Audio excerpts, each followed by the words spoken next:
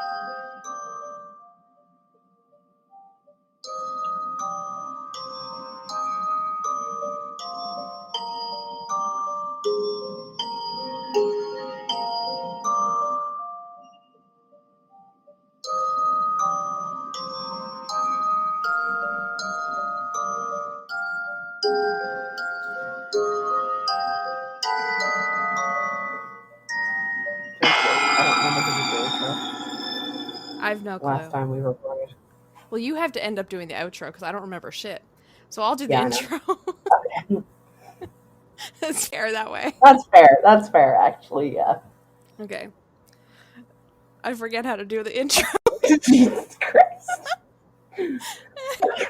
Hello and welcome to Inconsistently Consistent, the podcast where Melanie forgets how to do everything, including the intro. I'm Melanie, if you couldn't tell. I'm Rachel. Yeah, Melanie forgets how to just human most days, I think. So, Yeah. you know. I forget how to exist. That's fair. But I didn't forget to record with you today. No. And Yeah. here's the thing. Normally, for some reason, I don't know why my brain felt the need to confirm if the time we said was your time or my time. Normally, I know that when you say a time, it's your time. But for some reason, my brain was like, confirm, just to be sure. Even though I know you don't do time zones very well. I mean, I actually do. I just forget whether to go forward or backward. But I usually know the hour difference. And only because I deal with clients in different places. Um, we're not an hour. I'm not an hour behind you. I know, you're half hour. There we go. But I mean, like, I know the hours. So Newfoundland, where I am, to Ontario is an hour and a half difference. Yeah, that's fair. Yeah. So I know that kind of thing. But then I get confused about to go forward or backwards. And I usually have to write it down. And then I check it on Google because I don't believe myself. That's fair. Pretty much. So, we are in spooky season. It is something spoopy. This way it comes. So, of course, in usual inconsistently consistent fashion, we're doing a whole whack ton of spooky themed episodes. Even though the last one that came out in October was not a spooky themed one, but you can argue because Harry Potter takes place in Halloween. Yeah, I mean witches, wizards. That's Halloween stuff right there.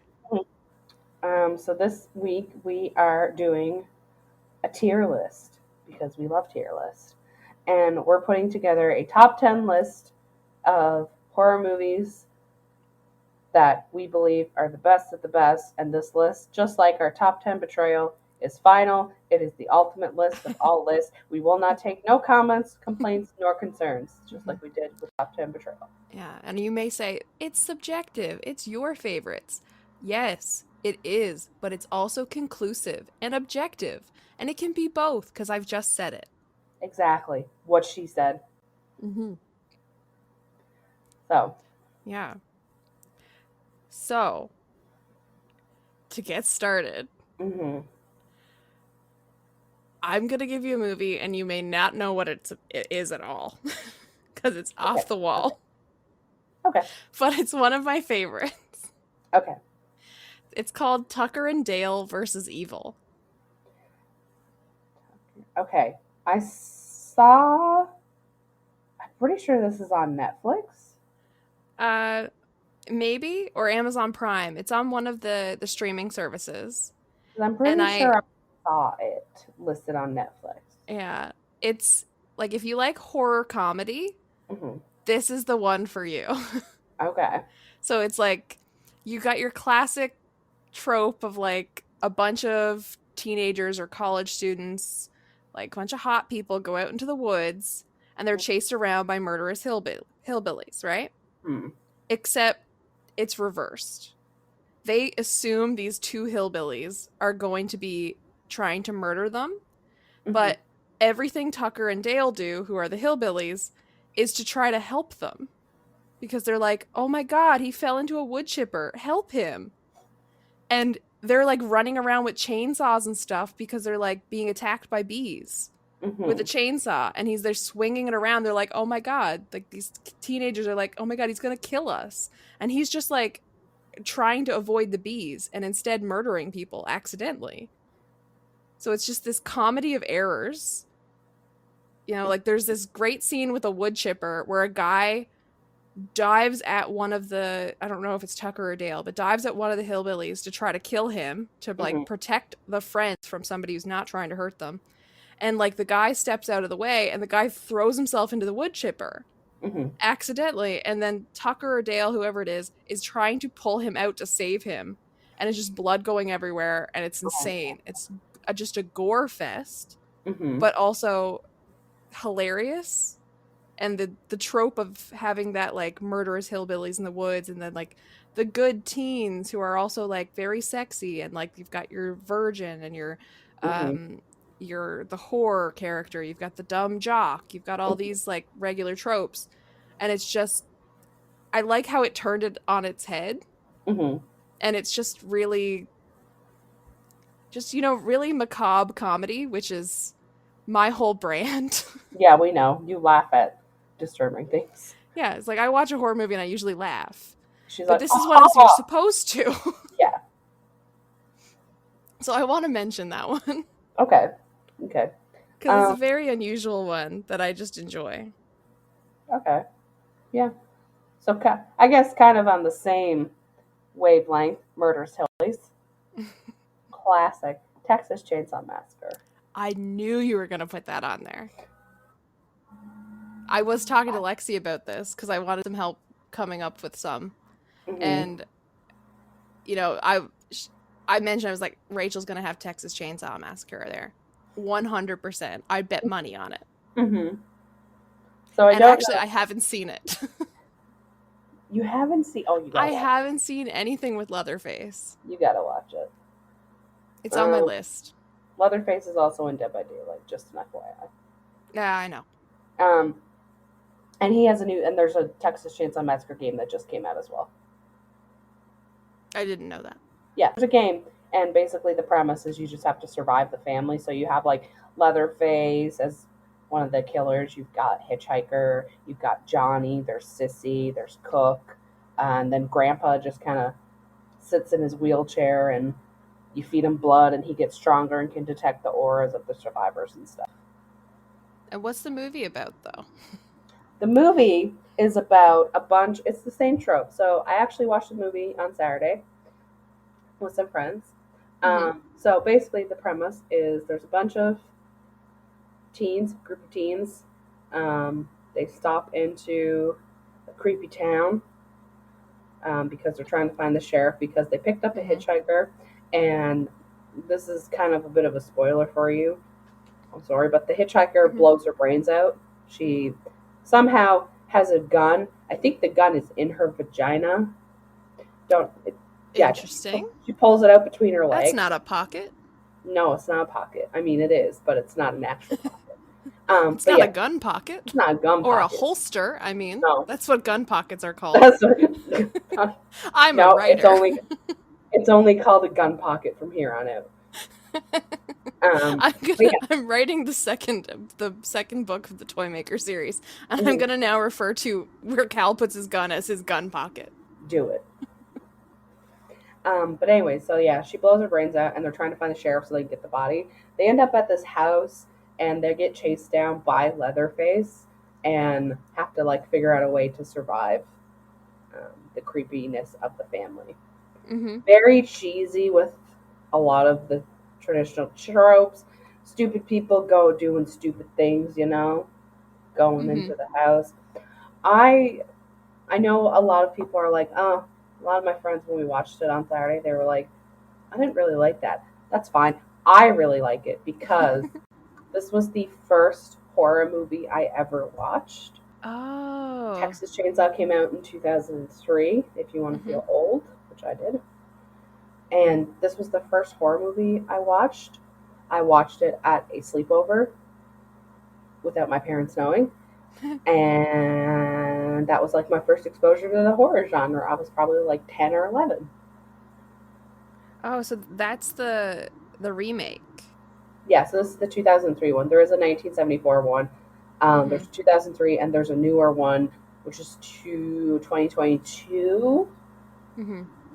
because I watched that one as well. Not as good as the 2003 one, in my opinion. More Mm-hmm. gory, but the premise of it was kind of stupid for that one. Jessica Biel's in that one? The She 2003 one? is.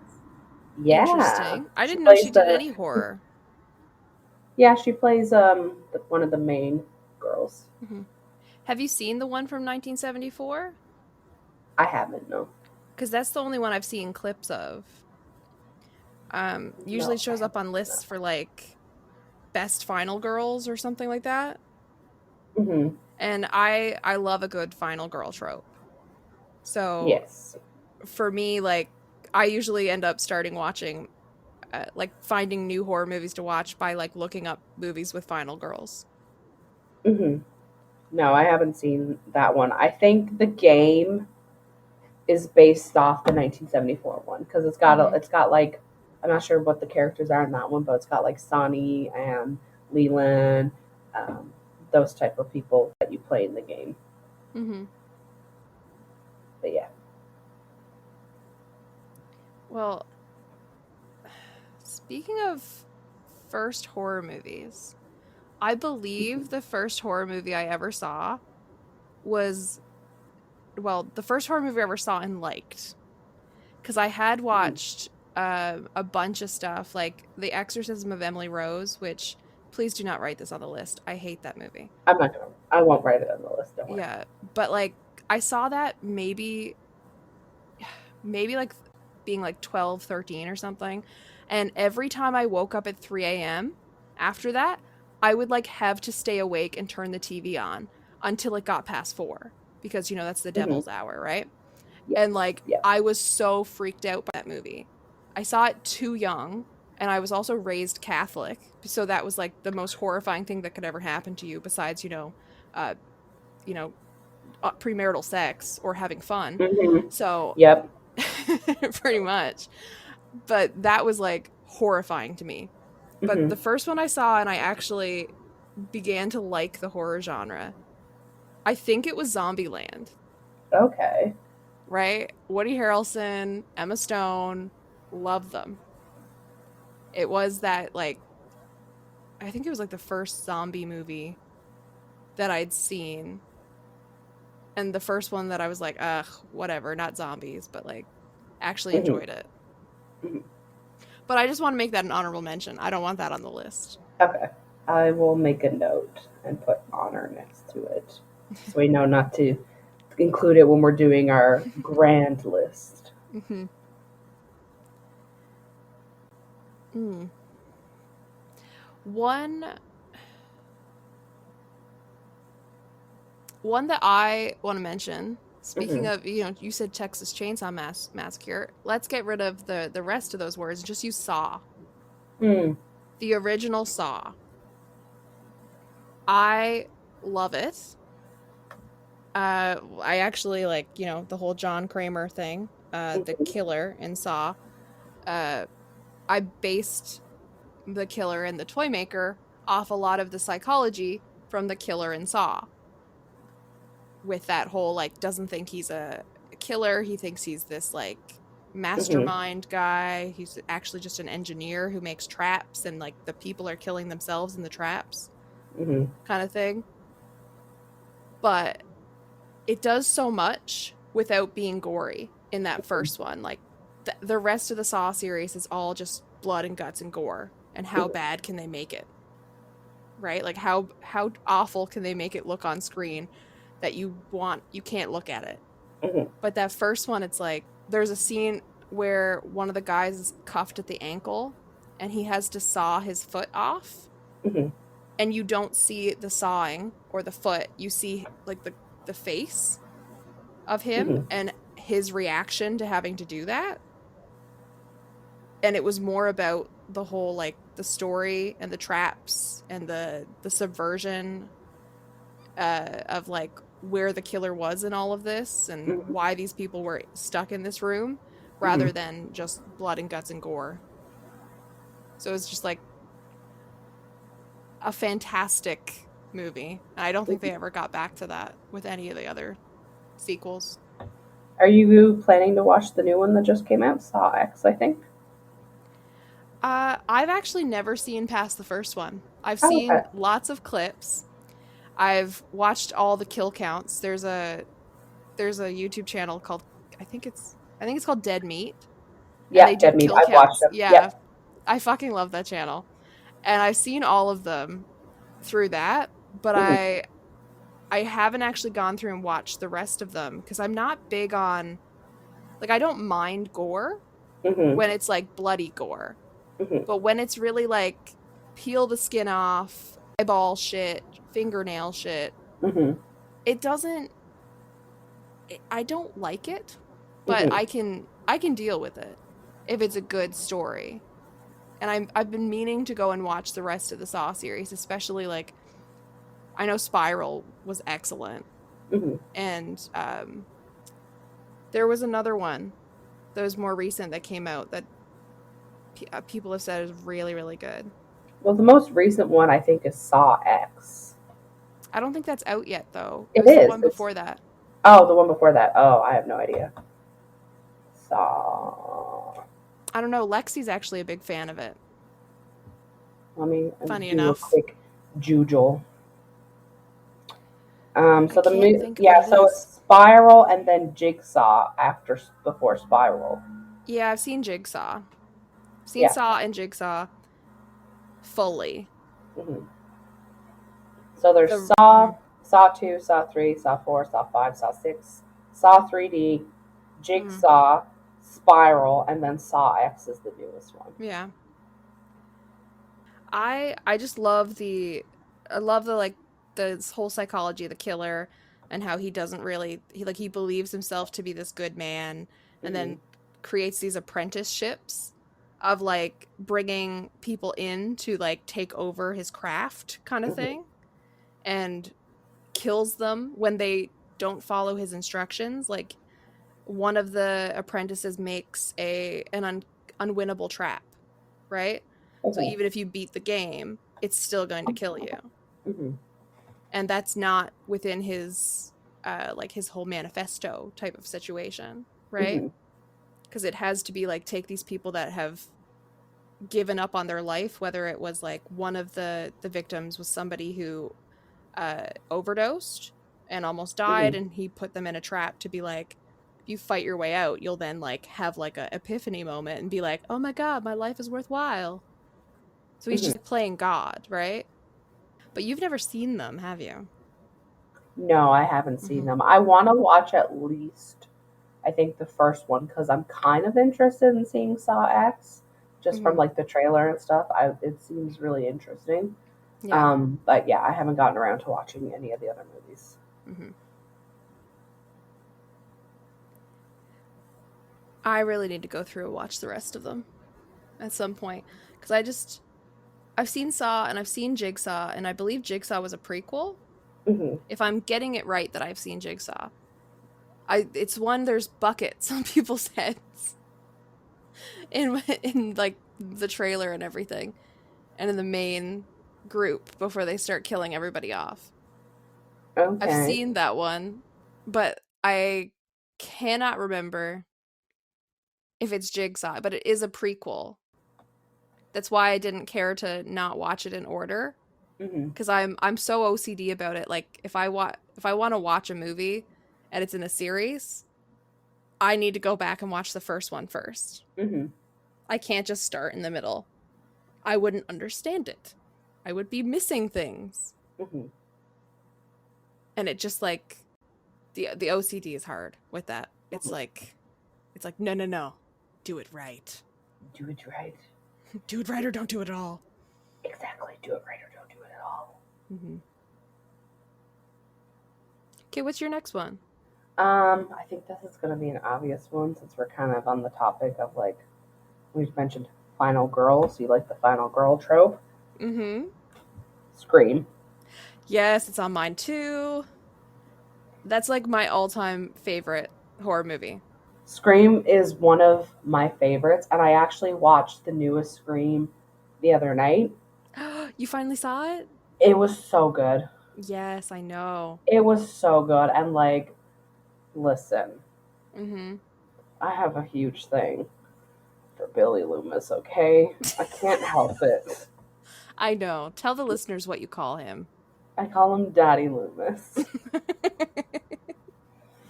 And we're Also, watching. Skeet Ulrich is a very attractive man. He is a very attractive man, And I honestly. say that as a demisexual. Yes, he's a very attractive man. Like, whew, goddamn. I really like, it's like his little cameos and stuff in the newer of the Scream Mm-hmm. movies. I'm like, oh, yes. Yeah. And especially, this is going to be a spoiler for those who haven't seen it, so like you can skip ahead if you want. Especially the scene. You've seen the newest Scream, right? Before I. Yes. A few months ago, though. Okay. But the scene where they have like the shrine of all the different like Yes. cloaks. Me and I watched it with some of my friends, and me and Lauren looked at each other. I was like, man, I would take Daddy Loomis's and just be like, ah. And it's funny how the last, I think it's just the last two movies that have come out have made him an actual daddy. I know they've made him an actual daddy. Yeah. He He's has a my child. he's my daddy, and he's an actual daddy. But yeah, Scream He's both a is. daddy and a father. Yes, exactly. And we're actually watching Scream on Saturday as well as part of like Mm-hmm. the movies because, like I said, I picked the movies. Yeah. Um, and I literally said to my friend, I'm like, I'm gonna apologize in advance for how unhinged I'm gonna be in that chat. I rewatched the first Scream uh maybe a month ago, a bit less than a month ago, Hmm. and I've been meaning to go watch them all the way through again, and I just ended up in a trial. This, I'm a lawyer by day, Hmm. so I wasn't in my own trial. I was paid to be there. Hmm. Uh, so I haven't had a chance to go on like a horror movie binge, but I've been meaning to go rewatch all the Screams, and I've never seen any of the Halloweens, Hmm. and I really want to. And I just found the first Halloween on Amazon Prime for free because I'm also cheap. So that's my next watch. And I Hmm. usually would take like all of October to be like, this is spooky month. I'm watching all the horror movies, all the Hmm. spooky stuff, only that. But it's been a slow start. Hmm. I'm a huge fan of the Halloween movies. They're really good. I've watched Yeah. like the newer ones too. Like I watched Halloween, the Mm-hmm. remake, then Halloween Kills. Halloween Kills was really good, and then Halloween Ends. Halloween Ends was really good as well. Yeah. Um, and because also another final girl trope, we're going to throw Halloween on there because we Yeah. love Mikey Myers. Yes. He's such a good killer. He is, but he is though. That's the thing. Like he is a good killer, just the way he does things, and like the creepiness factor behind him, Mm-hmm. where he just like he doesn't have. The thing about Michael, I'm using his government name, is he doesn't have to do a lot to be creepy. Like I Mm-hmm. know you've like played Dead by Daylight, but you haven't played against a Mikey. I've played tutorials Yeah, and and gotten stuck in walls. yeah, but the tutorial you play against Trapper, I think, or something. Yeah, something Been a like while that. since. But anyways, like we speaking of that off tangent, we really need to play together. I really need to figure out how to play. Yes, but anyways, so like for example, if you're playing, you can play against Mikey. They call him the Shape because obviously trademark Yes. purposes.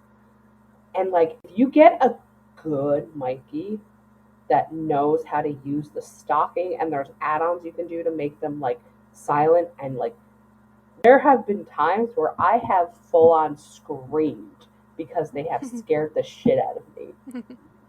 And it's Yeah. to the point where like I had 3 of those games in a row one night when I got Mikey after Mikey after Mikey, and they were all good, creepy, scary ones that I literally had to put my Switch down, sit for a moment, let my heart rate calm because I was like, I need a moment because that was just too many jump scares in a row. I also the Halloween franchise, the music in it Hmm. is iconic, Oh yeah. right? Such a good score. And then you Hmm. hear that music and you automatically know what it is.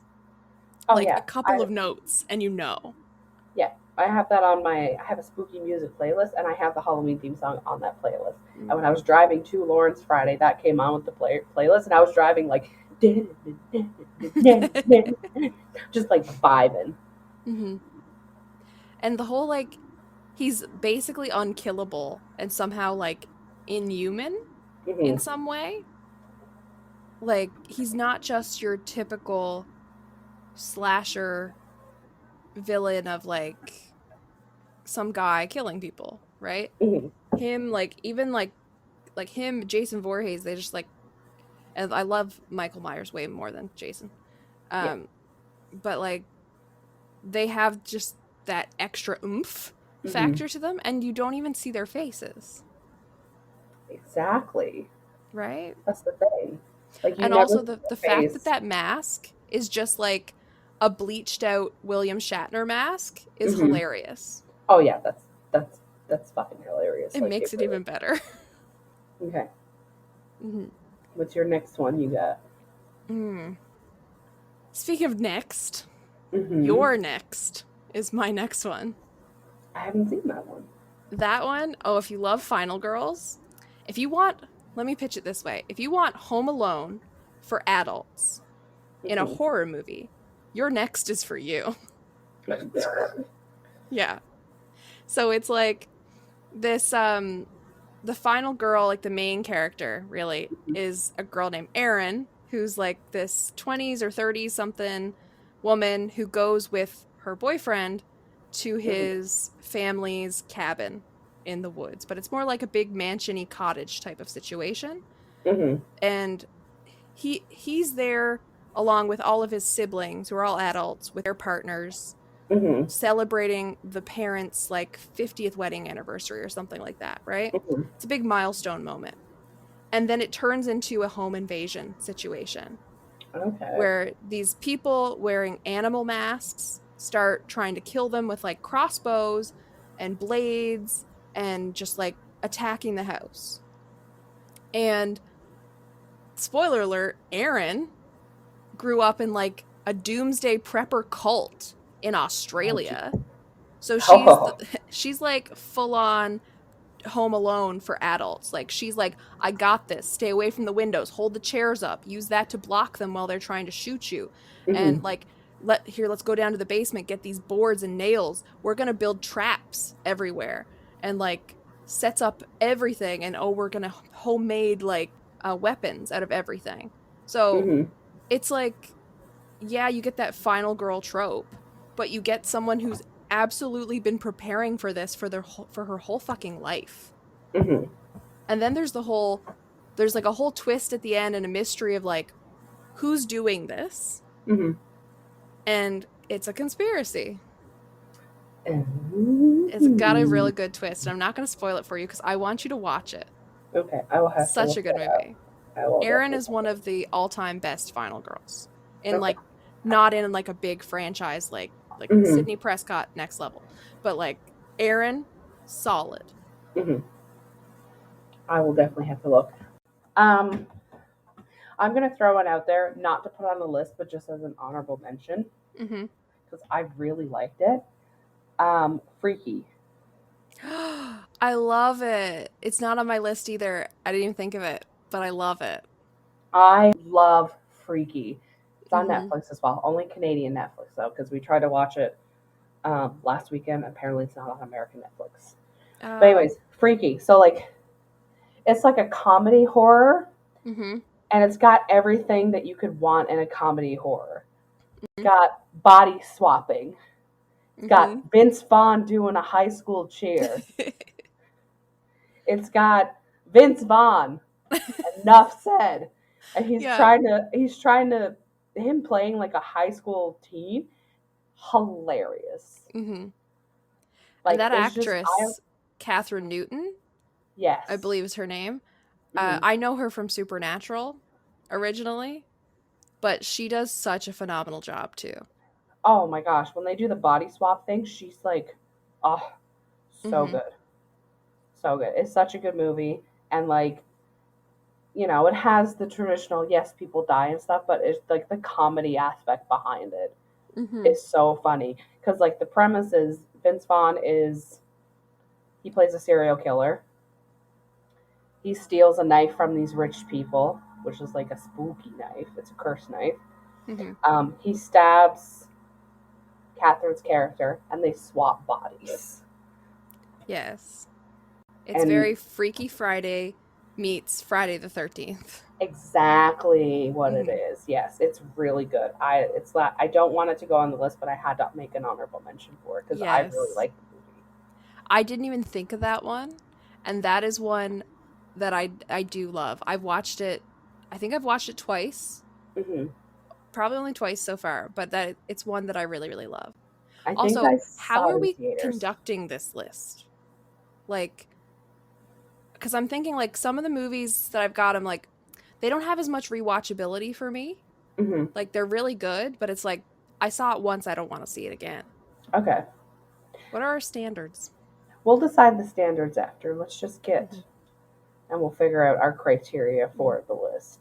Yeah, this is why you're in charge of organization. exactly. Yeah.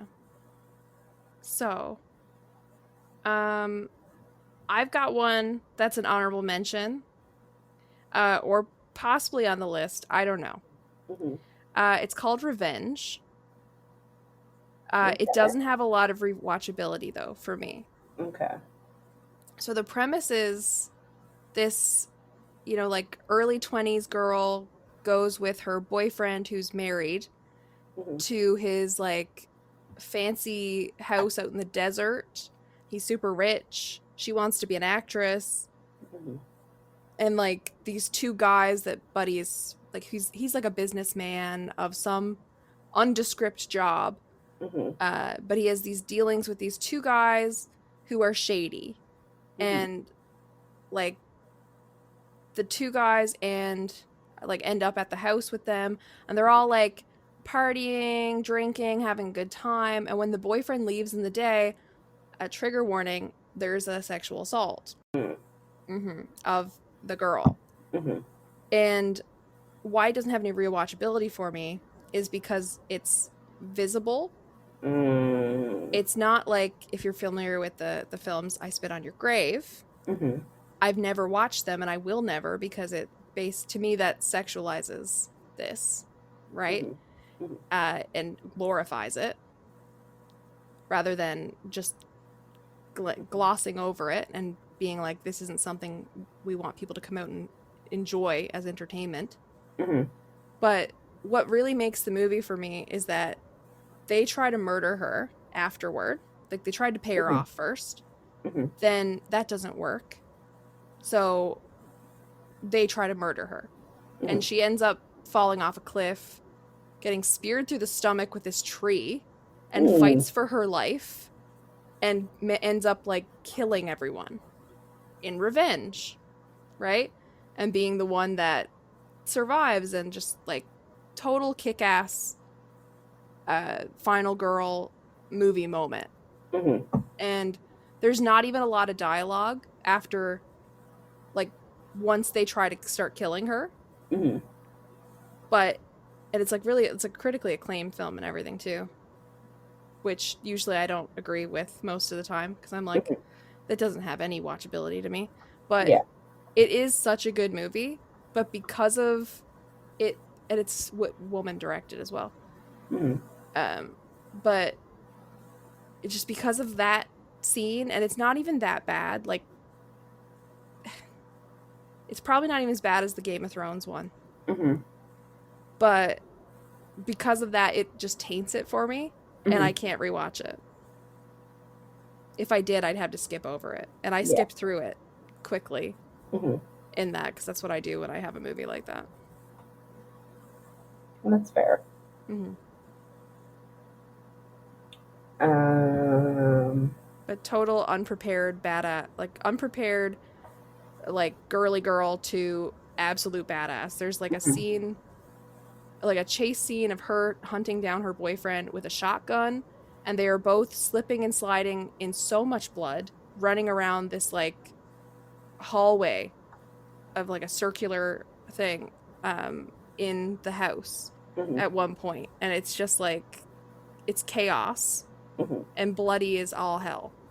Okay. Um. I think I'm gonna put out because this was one of the movies that like really freaked me out. Mm-hmm. Insidious, the first one. Oh, I haven't seen it on So, purpose. so like, yeah, Insidious was. I really liked Insidious. Like I said, it was one of the few that actually freaked me out. And Mm-hmm. like, of course, me being me, I was like, oh, we'll watch this late at night. I did watch it with some friends, but I was like, we'll watch it late at night. Yeah. And I remember this was when I lived in Res, and I watched it with one of the RAs. Mm-hmm. And I remember once the movie finished, the RA had to go do some rounds just to like make sure because it was like after Mm-hmm. everybody was supposed to be quiet, and they were like, um, I have to go do some rounds. I'm like, yeah, I'm gonna walk with you just because like my room's in that direction, you know. My room was not in that direction, but you know, Mm-hmm. but it like really freaked me out. Yeah. Hang on, I don't remember the exact premise, but let me like do a quick Google for it. Is Insidious in the And Conjuring universe? yes, Hmm.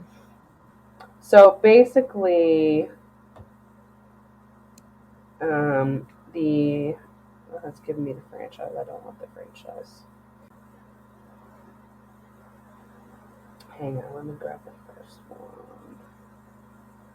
because it's only giving me. So basically, there's a family that's being haunted by a malevolent entity. Mm-hmm. The new home they got is haunted, and the entity is trying to possess their son who's in a coma. Yeah. And there's also this woman in black that is always seen behind the dad, particularly Mm-hmm. anytime like someone takes a picture and stuff. And basically, the closer she gets, the more close he is to being possessed. Yeah. I remember that part from the trailer actually. hmm So it's one of like I really liked it. It was one of the movies that like really freaked me out. Mm-hmm. And the other thing is like as we have discussed, I believe in all Mm-hmm. that stuff. So like the fact that this, people have been possessed before, like Yeah. the fact that this is something that has happened to people, whether or not you believe in it, but people have been possessed and there's been exorcisms and stuff, like it's a little too close to home. Yeah. Mm-hmm. That's why I usually don't go for like the Conjuring and Insidious type of movies, because most of the time I live alone Mm-hmm. and I need like daylight and a pause button to get through that stuff. And I also would like to sleep. Mm-hmm. And I am someone who like retains things. So like not anything that I choose to. Mm-hmm. That's the ADHD curse. Mm-hmm. But when it's like a scary movie moment or like a really creepy photo or like I'm tryptophobic. Not fully like I'm not gonna run away screaming, but like that stuff just like really disturbs me, like all those little holes together. Mm-hmm. So when I see something like that, it sticks, like that image. Mm-hmm. So like I like sleep, so I usually stick away from those type of movies. But I really I want to see them. We'll just watch it in the daytime. Yeah, that's what I have to do, but I work during the day. At the daytime on a weekend or a day that you're off. Yeah, Yeah. I forget there's days off. Yeah, there's this thing called days off. It might not seem like it. Never heard of those before. Days off, what is that? I don't understand. I don't have days off because I have to do schoolwork. It's fine. Mm. Funny enough, none of my movies on my list are Mm-hmm. really like creep me out, never sleep again movies. Funny enough, Mm-hmm. right? Yeah. I think the closest I have, and I don't know if you've ever even heard of it, is called The Descent. I've heard of it. I have not watched. Yeah. So the premise is this group of women, and I've only seen it once, Mm-hmm. but it stuck with me that much.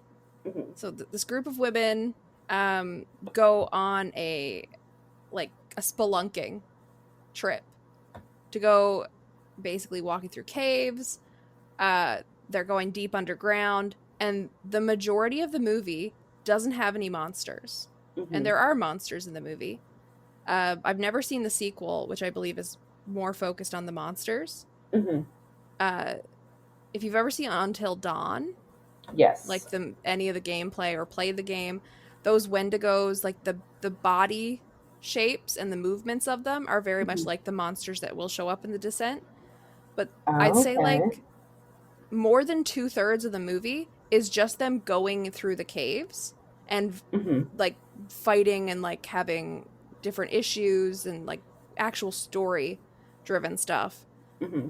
But the sheer uncomfortability of seeing all this really like tight spaces and everything, Uh-huh. the movie affects you even before you get to the monster horror part of it, Mm-hmm. right?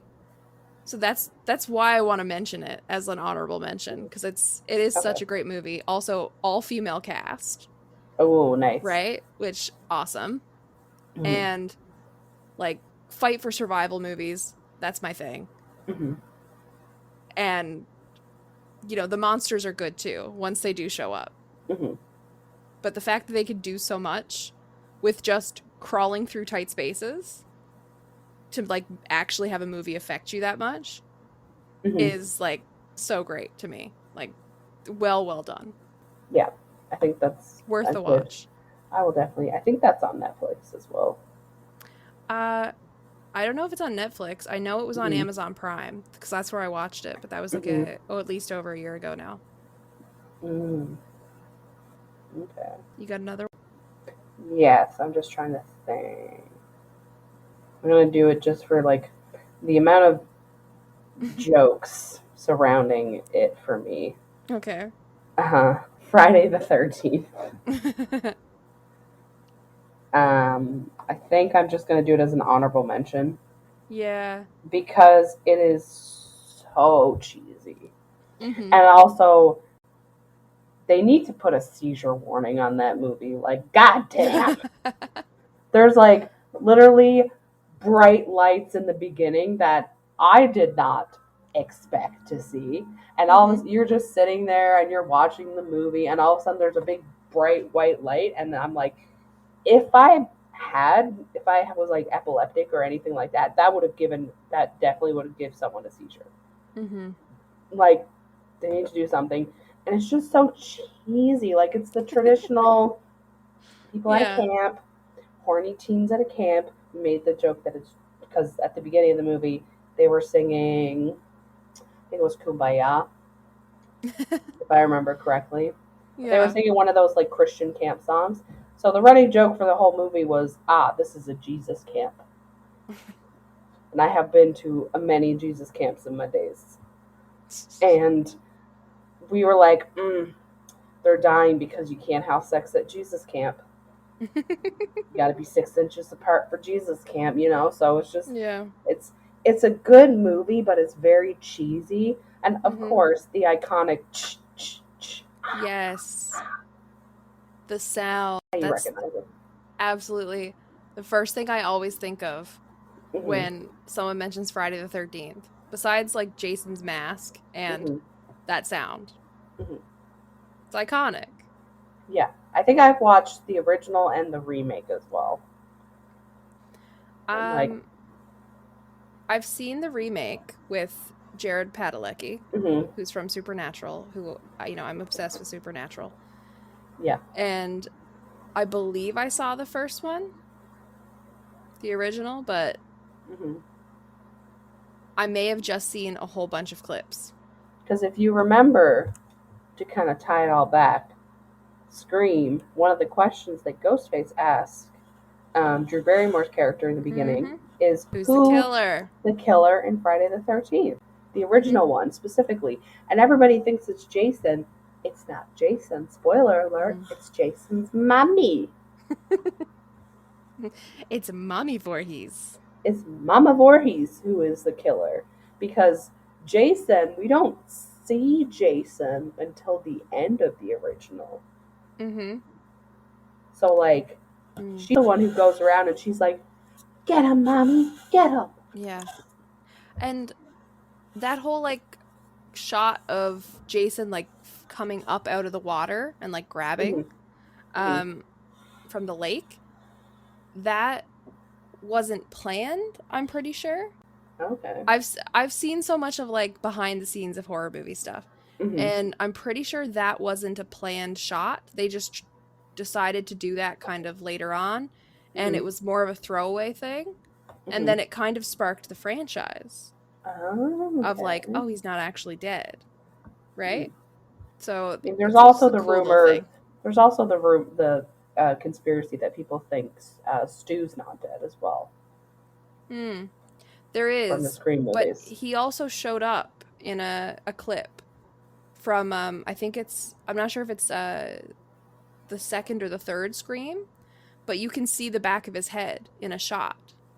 Oh, okay, I did That's see the part of second one. that's part of why that conspiracy theory exists. But I'm pretty sure it was because I don't know if he was dating one of the cast members at the Hmm. time, in that sequel, or if Hmm. he's just really good friends and he ended up on set one day and they were like, "Huh, we'll just like throw you in for like funny little thing." Hmm. So But it wasn't like a planned thing. I know the actor Matthew. What's his last name? A Bill something. Gillard. Gillard. Gillard. He's said that he think it would be cool if Stu was still alive. He's made comments on it. Mhm. Yeah, it would be a cool comeback. I love how they brought back Kirby, Hayden Hmm. Panettiere's character, because she was Yes. such a good character, and the fact that they just killed her off. But if you watch the first one she shows up in, the fourth one, Hmm. if you watch that one with subtitles, Hmm. it says like you can hear a breath Hmm. happen after she supposedly died, but it says it on the subtitles of like Hmm. gasp for breath or something, right? Hmm. So or like woman gasp for breath, something like that. So like Hmm. it was kind of left up that she could have come back. Hmm. So I was happy to see her back, and I hope they keep her around in future ones. Yeah, I was really sad that Gail died, though. It wasn't Gail. Oh, Gail's not. Gail didn't die. She almost No. died. The oh, Jesus, what's his name? Dewey. Dewey died, but like in the Yeah. newest Scream, Hmm. I was so worried that Gail was gonna die. Yeah. I see, I'm kind of mean. I'm like, why couldn't have Gail died in the fifth one Hmm. and not Dewey? Dewey was the best. Hmm. Love Dewey. Dewey's great. It's sad. Also, I hate that they killed off Randy. Oh yeah, that was yeah. Yeah. Also, we need to do like a whole episode on just Scream because we can be sit here and talking about this for hours. Yeah, I agree. And you have to finish the rest of the Scream movies first. Yeah, so I have 3 and 4 left to watch. Mm-hmm. But yes. So we need to move on. So Yes. I'm gonna go with one. You were talking about a bunch of teenagers at a camp, and we're talking about the like we mentioned the Scream stuff with the whole like the humor situation. There's a movie called The Final Girls, and Tessa Farmiga is the star of it. Nina Dobrev is in it. Okay. The guy that plays Kato in Hunger Games, that I never remember his name, that actor is in it. Adam Devine is in it. It's like such a great cast. And yeah, that's it's on Netflix. Oh my God, he's in Vikings as well. The actor who plays Kato. Mm-hmm. It's the same one. Yep. I know who you're talking about. Yeah, right? He's really familiar, but I can never remember his name. Hang on, I gotta look this up now because then it's gonna drive both of Google us. It. The Hunger Games. So cast. This movie, the whole premise is Tessa Farmiga's character. She's like gonna fail out of Alexander some class. Ludwig. Yes, right. Yeah. She's gonna fail out of this class, and her mother died a few years before, and her mother was an actress who was in an 80s slasher, which I can't remember the name of the slasher of this movie. But it's basically like a Friday the 13th ripoff type of thing. Let me look up what this thing is. No, don't do this. Okay. Yeah, so it's based, her mother was in a movie called Camp Bloodbath, which was this 80s horror cult classic. So think Friday the 13th, but like a rip-off one of it. Right? And like the whole story is this like Billy, the killer's name is Billy something, and he's basically Jason, who was like bullied and then turned killer. But like the whole mom scenario, not a thing in this. Right? So Tessa Farmiga's character, I have no idea if that's how you say her freaking name, but she's dealing with the fact that her mom died a few years before, and every year they play Camp Bloodbath, like Halloween time, at the theaters, and there's a whole big thing about it, like a whole big event and everything, and one of the guys in her class convinces her to go as like a special guest celebrity sighting type of thing about it for her, and he'll tutor her or like help her get through this class she's gonna fail. So her and her friends go, and there's like a fire in the theater, and everybody gets pulled into the movie through the screen, and they're in this like, they've gone from like regular everyday type of thing to pulled into this 80s movie where everything is like super bright colors and everything's like oversaturated type of looking. And the movie keeps playing, so like that 90-something minute runtime keeps playing start to finish over and over, and they have to play out the movie and try to survive it. And yeah, and it's like a horror comedy. All the tropes of the final girl thing are there. You get the whole like they manage to get away from the killer at one point by cutting to a flashback, by having what basically is her mother, who she's met in the movie and she's trying to keep alive, is like starts the story about Billy, and they're able to like have like the whole visuals of like all the screen droops with like goo and goes to black and white to pull them into the flashbacks, and the whole thing, they're trying to like, they know how the movie's gonna go because they've seen it, but the characters don't, and then they're like, they have that existential crisis of telling them, you're just characters in a movie. Oh no. Yeah, and they're like, you don't have to die like this is, but you can't have sex, You can't do this, you can't take the drugs, you can't do that because you're gonna die, right? And then they're like setting up traps to kill the killer and stuff. And it's a really also a heartwarming movie between the mother and the daughter. And just all the tropes hit of like the final girl coming in and having to save everything and like getting stabbed at one point, but like once all the other women are dead, she gets this like superhuman power kind of thing, like that strength to keep going. And it's such a good movie. It's like comedy horror, but it's actually more like a feel good thing, funny enough. But such an underrated one. I fucking love it. Okay. And Adam Devine, he's good in Oh, everything. he's good, yeah. Great cast. Do you want that for the actual list or just honorable mention? Leave it there and we'll see. I'll probably kick it off for something else after. Okay. So kind of on diff train, you're talking about zombies. World War Z. Oh, okay. I don't know if you've seen that one or not. I've actually not seen that one. Okay. So I really liked World War Z. I think it's one of the better zombie apocalypse movies that I've seen. Because it kind of starts out similar to how all outbreaks started out, similar to how COVID started, with just like a few people getting sick here and there. And it escalates really fast. And like the zombies in this movie don't move like traditional zombies move, like slow, lumbering, or anything. Yeah. They fast as fuck.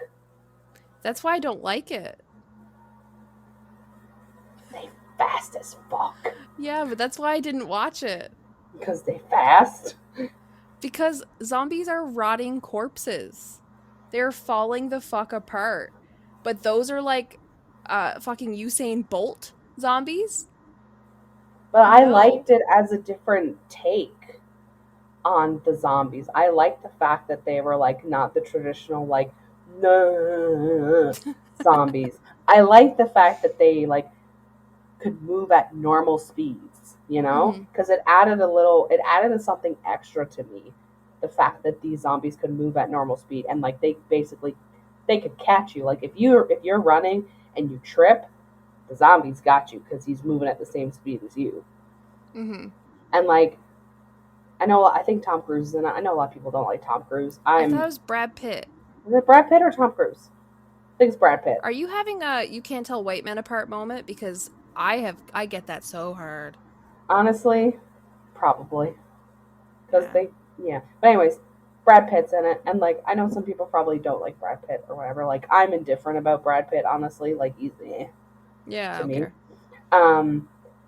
But he was really good in the movie. And like, premise of the movie and everything, like, I really liked it. I think personally, this obviously just my opinion, and this opinion is going to be like, if this makes the list, this will be a definite opinion. I personally think it was one of the better zombie apocalypse movies. I avoided it because the speed zombies. Yeah. I'm like, you know what? The undead walking I can handle.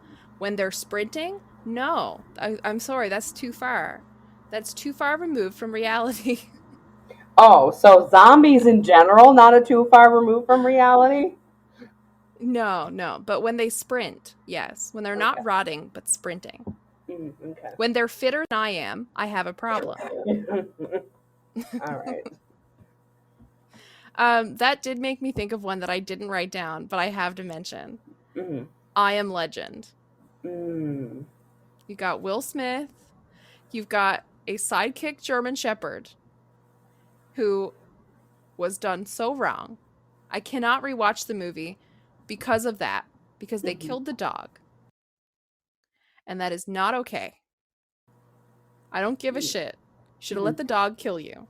That's how you do this. But, so you know what's going to happen if Melanie ends up in that situation with Eli? Yes. He deserves it, okay? Yes.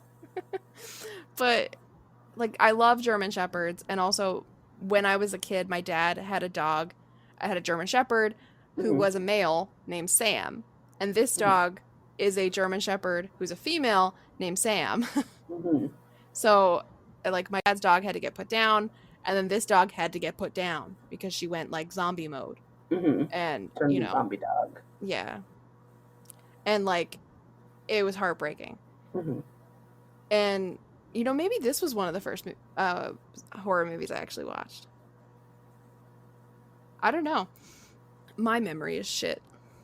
But like they had great monsters in Mm-hmm. this movie, and then the whole like apocalypse sole survivor for the majority of the Mm-hmm. movie, and of course, a dog sidekick. Mm-hmm. Iconic. What else what more could you want? Yeah, except to keep the dog alive. Yeah. Well, yeah. I mean, Yeah. of course. And the dog got like bit or scratched or whatever it was that turned the dog, saving her owner. Okay? She was a hero. She was a good girl. Mm-hmm. Have you ever even seen that movie? I haven't seen that movie. Okay, you need to watch it. Well, But I don't know if I want to watch it. be prepared for a dog. Okay? That's just she's too good. She's too good for this world. Okay? Okay. I'm gonna put this as an honorable mention because I know a lot of people really liked it. I was kind of indifferent. I found it weird, but like it was okay. I'm gonna put it because like Florence Pugh, Midsummer. I had that one to honorable mention too. Because like it was a little too weird for me. It was a little too bright, happy time, like visual for me. Mm-hmm. Like I appreciate the aesthetic, but like that's not my aesthetic. Mm-hmm. Like flower crowns and bright light. Like no, it's like give me some darkness and wear all black. Yeah. If you're gonna be a cult, do it right. Wear all black. I was talking about myself, okay. Oh, sorry. I mean, sure, that too. Like it was okay. Mm-hmm. I found it a little too weird for me, and like, we watched Get Out last week, and like, it was a little too. Get Out was a little too weird for me. Get Out's one of my honorable mentions. I didn't really like it. It was a little too weird for me. I like it. I like the sci-fi aspect of it, along with the horror. Mm-hmm. But to me, I don't have I find it doesn't have rewatchability to me. No, like if I'm going for a movie, I'm not thinking, you know what, I want to rewatch Get Out. Yeah, like I've seen it once, and I'll never watch it again, and that's kind of how I feel about Midsummer. Is I watched it once, I'm not gonna watch it again. Yeah. Because it was just like, it was okay, but like, it didn't really do anything for me. Yeah. And like, I'm glad I watched it, but like to have seen it, but then I don't want to rewatch it. Yeah, and same with Get Out. Like, I watched it, it was okay. Like I said, it was kind of like, it was a little too weird for me. And I watched it. I'm not going to rewatch it. Yeah. You know what's the one that is, like, it's not even similar to those two, except for the fact that I've watched it once. I'm glad I watched it, but I don't want to ever see it again. What? It's called Circle. Okay. And it's on Netflix. And it's one of those movies that does so much with so little. Like, the majority of the movie, probably like 90+% of the movie, is shot in one room. Okay. And it's like, I don't know how many people are there, but say like 60 people all standing around in a circle on these little like light up circles on the ground. And it turns out they've been abducted by some group or people or what, you don't know until the end of the movie. And if they step off the little lighted circle, they get shocked and they die. And they have to, like, every so often keep voting to kill somebody by majority decision. And so it's really interesting to watch because you're watching all these different people of all different ages and races and backgrounds and everything try to argue and make alliances to Mm-hmm. come up with how do we decide who lives? And it's only going to come down to one. And there's a pregnant lady and a child there. Mm-hmm. Yeah. So you've got all these people, like some are lying and Mm-hmm. saying, like, like there's people there that are like sacrificing themselves and they're like, I've lived a long life, I've Mm-hmm. raised children, I've seen my grandchildren, I'm okay to go, right? Mm-hmm. And then there's people that are like lying and being like, I'm here with my wife, like all of you don't know each other, this is my wife, and like please Mm-hmm. don't separate us and all this, where like Mm-hmm. it's bullshit and they've never met before, they've just tried to use a ploy to stay alive, Mm-hmm. right? And the whole arguing of like who should live, who should die, how to protect, like they need to protect the kid, so there's like an alliance forms to protect the pregnant lady and the kid and Mm-hmm. try to keep the majority and kill off the assholes that are like, we should kill off all the other races and stuff like this, right, that are Mm-hmm. arguing really awful shit. So it's a really interesting movie from like a human experience type of thing, but Mm-hmm. it's one that I will never watch a second time. Mm-hmm. And like the twist at the end is good, Okay. which I won't spoil. Okay. Mm-hmm. I think this is the same movie as I don't want to watch it again, but I think Mm-hmm. it's because it won't give me the same effect. Yeah. Like it's one of those movies that I feel like you watch once, you get it. Don't Breathe. Ah. Yeah. Like um, the first time I watched it, it was I really like Don't Breathe. I think it was it's one of my favorite ones that I've seen. Mm-hmm. But I definitely won't rewatch it Mm-hmm. just for the sole fact that it's not gonna have the same effect on me. Yeah. Like the first time watching it, stressed. I was very stressed watching that movie. Did I you find your also did you find yourself holding your breath a lot? Yes, I did. Same. I didn't, and the thing is, I didn't even realize I was holding my breath Mm-hmm. until I was like, breathe. But I don't want to rewatch it because it's not going to have the same effect on me. Mm-hmm. Like I'm not gonna be as stressed as I was. I'm not gonna be like unconsciously holding my breath because thinking that he's gonna be able to hear me. Mm-hmm. Because that's the thing. I was holding my breath because I was like, he's gonna hear me breathing. Yeah. You're like that drawn into And the then I movie. realized I was that drawn into the movie because it was really good. It was really well done with the way they did Mm-hmm. it, especially giving because I didn't know. Spoiler if anybody hasn't seen it, but I didn't know much about the movie going into it, and to find out that he was blind, and I was like, oh well, this is gonna be easy for them. And then he's like a veteran, and I was like, never mind, this is not going to be easy for them. Uh-huh. So yeah, I won't rewatch it just because it won't give me the same effect as the first time because I'll be able to anticipate things. Yeah. I found with that one, like I liked it, but it doesn't have rewatchability for me. Not so much about what your point with it. It's just like a movie Mm-hmm. that I'm like, I'm really glad I saw once because it Mm-hmm. was really enjoyable, but it's not one that I go, you know what I want to watch? Don't Breathe. I need to see that Yeah. again, right? Like Yeah. I could rewatch the Scream movies over and over and have no problem. Oh my Um, god. Yeah. right? Love those. But something like Don't Breathe has not been one that's like, it doesn't give me that pull to be like, I need to see it again. Mm-hmm. Because I feel like I've seen it once and I've seen everything from it that I need to. Yeah. It's not not something that's a horror movie, but for example, I could rewatch. My God, Rewatch. rewatch any Marvel movie and Mm. never get sick of them.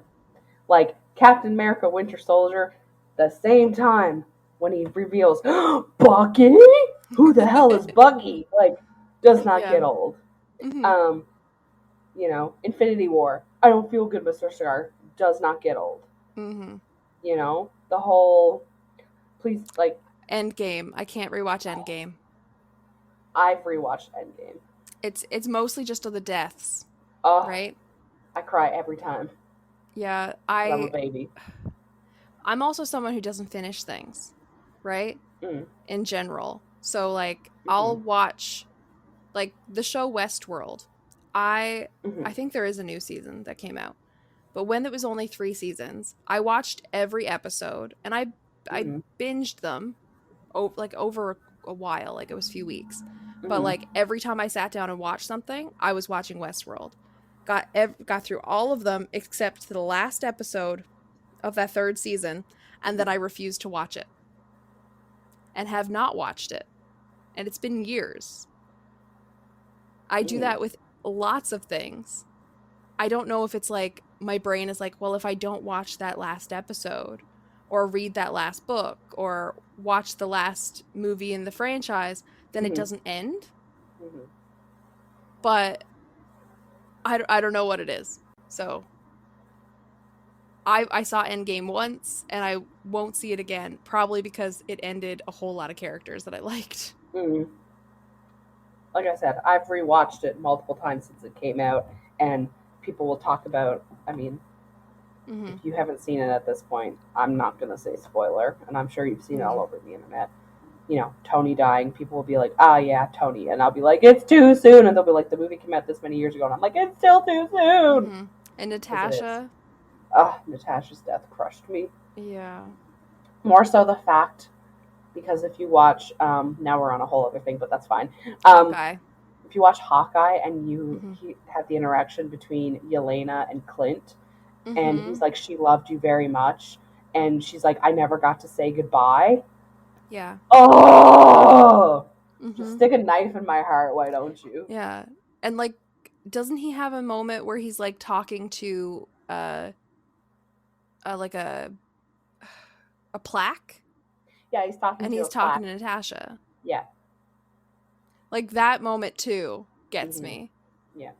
Just that friendship between him and her sacrificing herself for And that. even when they're watching like the musical and it gets to like Natasha's part, you just see him like you can Mm-hmm. see it in his face that he's also still not over. Yeah. And he'll probably never be over. Like I will never be over it. Mm-hmm. And you're gonna be like, Rachel, this is just a movie. I don't fucking care. It's a movie. I'm invested. Yeah, I mean, you invest so many years into Hmm. watching it and so many, like, even if it's not over years, like, so many hours, you fall in love with these characters Hmm. and then they're just gone, Yeah. right? And you want, like, it probably wouldn't be a good movie if everybody just, like, had a great time and, like, was laughing and, like, Hmm. it turned into, like, a buddy cop sitcom style Yeah. thing. But, like, you want that happy ending for Hmm. them. Like you're fucking invested in this. Yeah. But yeah, back to the stuff. Back to Yeah. the thing we're doing. That's the thing we're Um doing. Rewatchability. Hmm. We're on that. Yeah. Ready or Not. I I haven't don't seen know if that you've one. seen it. No. Oh my god, you need to see it. So, great final girl. The whole premise is there's gonna be a wedding, right? That's the Uh one with Margot Robbie, right? she looks like her. She's actually Samara Weaving, but Oh. she looks like Margot Robbie. I And I thought it was thought she Margot Robbie was for the longest Margot time. Robbie. Oh, okay. I I'm actually sorely started mistaken. watching the movie thinking it was Margot Robbie and then Okay. realized no it's not, and Samara Weaving is excellent. Um but the movie is like the woman who looks like Margot Robbie Hmm. and her fiance are getting married at his family's estate, and his family are like really rich motherfuckers who have Sorry, gotten. I just had to Google. It Mhm. isn't Margot Robbie. I thought it was. I told you Samara Weaving. Yeah, I know, but Sometimes I know shit. listen. I'm sorry I doubted you. Okay, it's just Uh-huh. I know how you are. Yeah. Also look up my God, what's her name? It's someone from Sex Education. Something Emma Mackey or something. She also looks like Margot Robbie. Okay. Oh, Emma Mac. Oh, she does look like Margot Robbie. Right? Oh, There's so many what the Margot heck? Robbies out there now. There's so many Margot Robbies. Like, stop it. Do you want brunette Margot Robbie? Do you want also blonde but not more Margot Robbie? But not Australian Margot Robbie. Yeah. Actually, I think Anyways, Samara Weaving is Australian. of course she is, just to make it even more confusing. I'm not sure, but I believe she has an accent. Anyways, Yeah, so ready or not. So they're getting married on the family's estate, and the family is this like rich motherfucker family who have made their fortune making like board games, right? Board games, card games, all that type of stuff. The fiance has not been back with his family because he has some type of falling out with them, and he didn't want to get married, and he didn't want to have his family involved at all. You find out, so like after the wedding and everything seems to be going smoothly. They're welcoming her into the family. They have this tradition that they have this little box and a card pops out of it for the new person coming into the family to be inducted into the family by playing a game. And the game is chosen by the little box. And they keep talking to, I can't remember what this guy's name is. Hold on. Let me a Google. I must find out. It's Mr. Something, I think. Yeah. A man named LeBail. Like LE space BAIL. And they're like all talking about how they owe their fortune to Mr. LeBail, and that he's like the source of it and all this shit, and they have these like weird portraits of him. And so she pulls the card, and it's hide and seek, and apparently that's the only bad card. Like other members of the family that have been inducted in by marriage have played Old Maid and Pinochle and stuff like this, right? And nothing bad happens. However, if you pull hide and seek to basically appease the demon, LeBail, they have to sacrifice the person who pulled hide and seek before sunrise. Oh.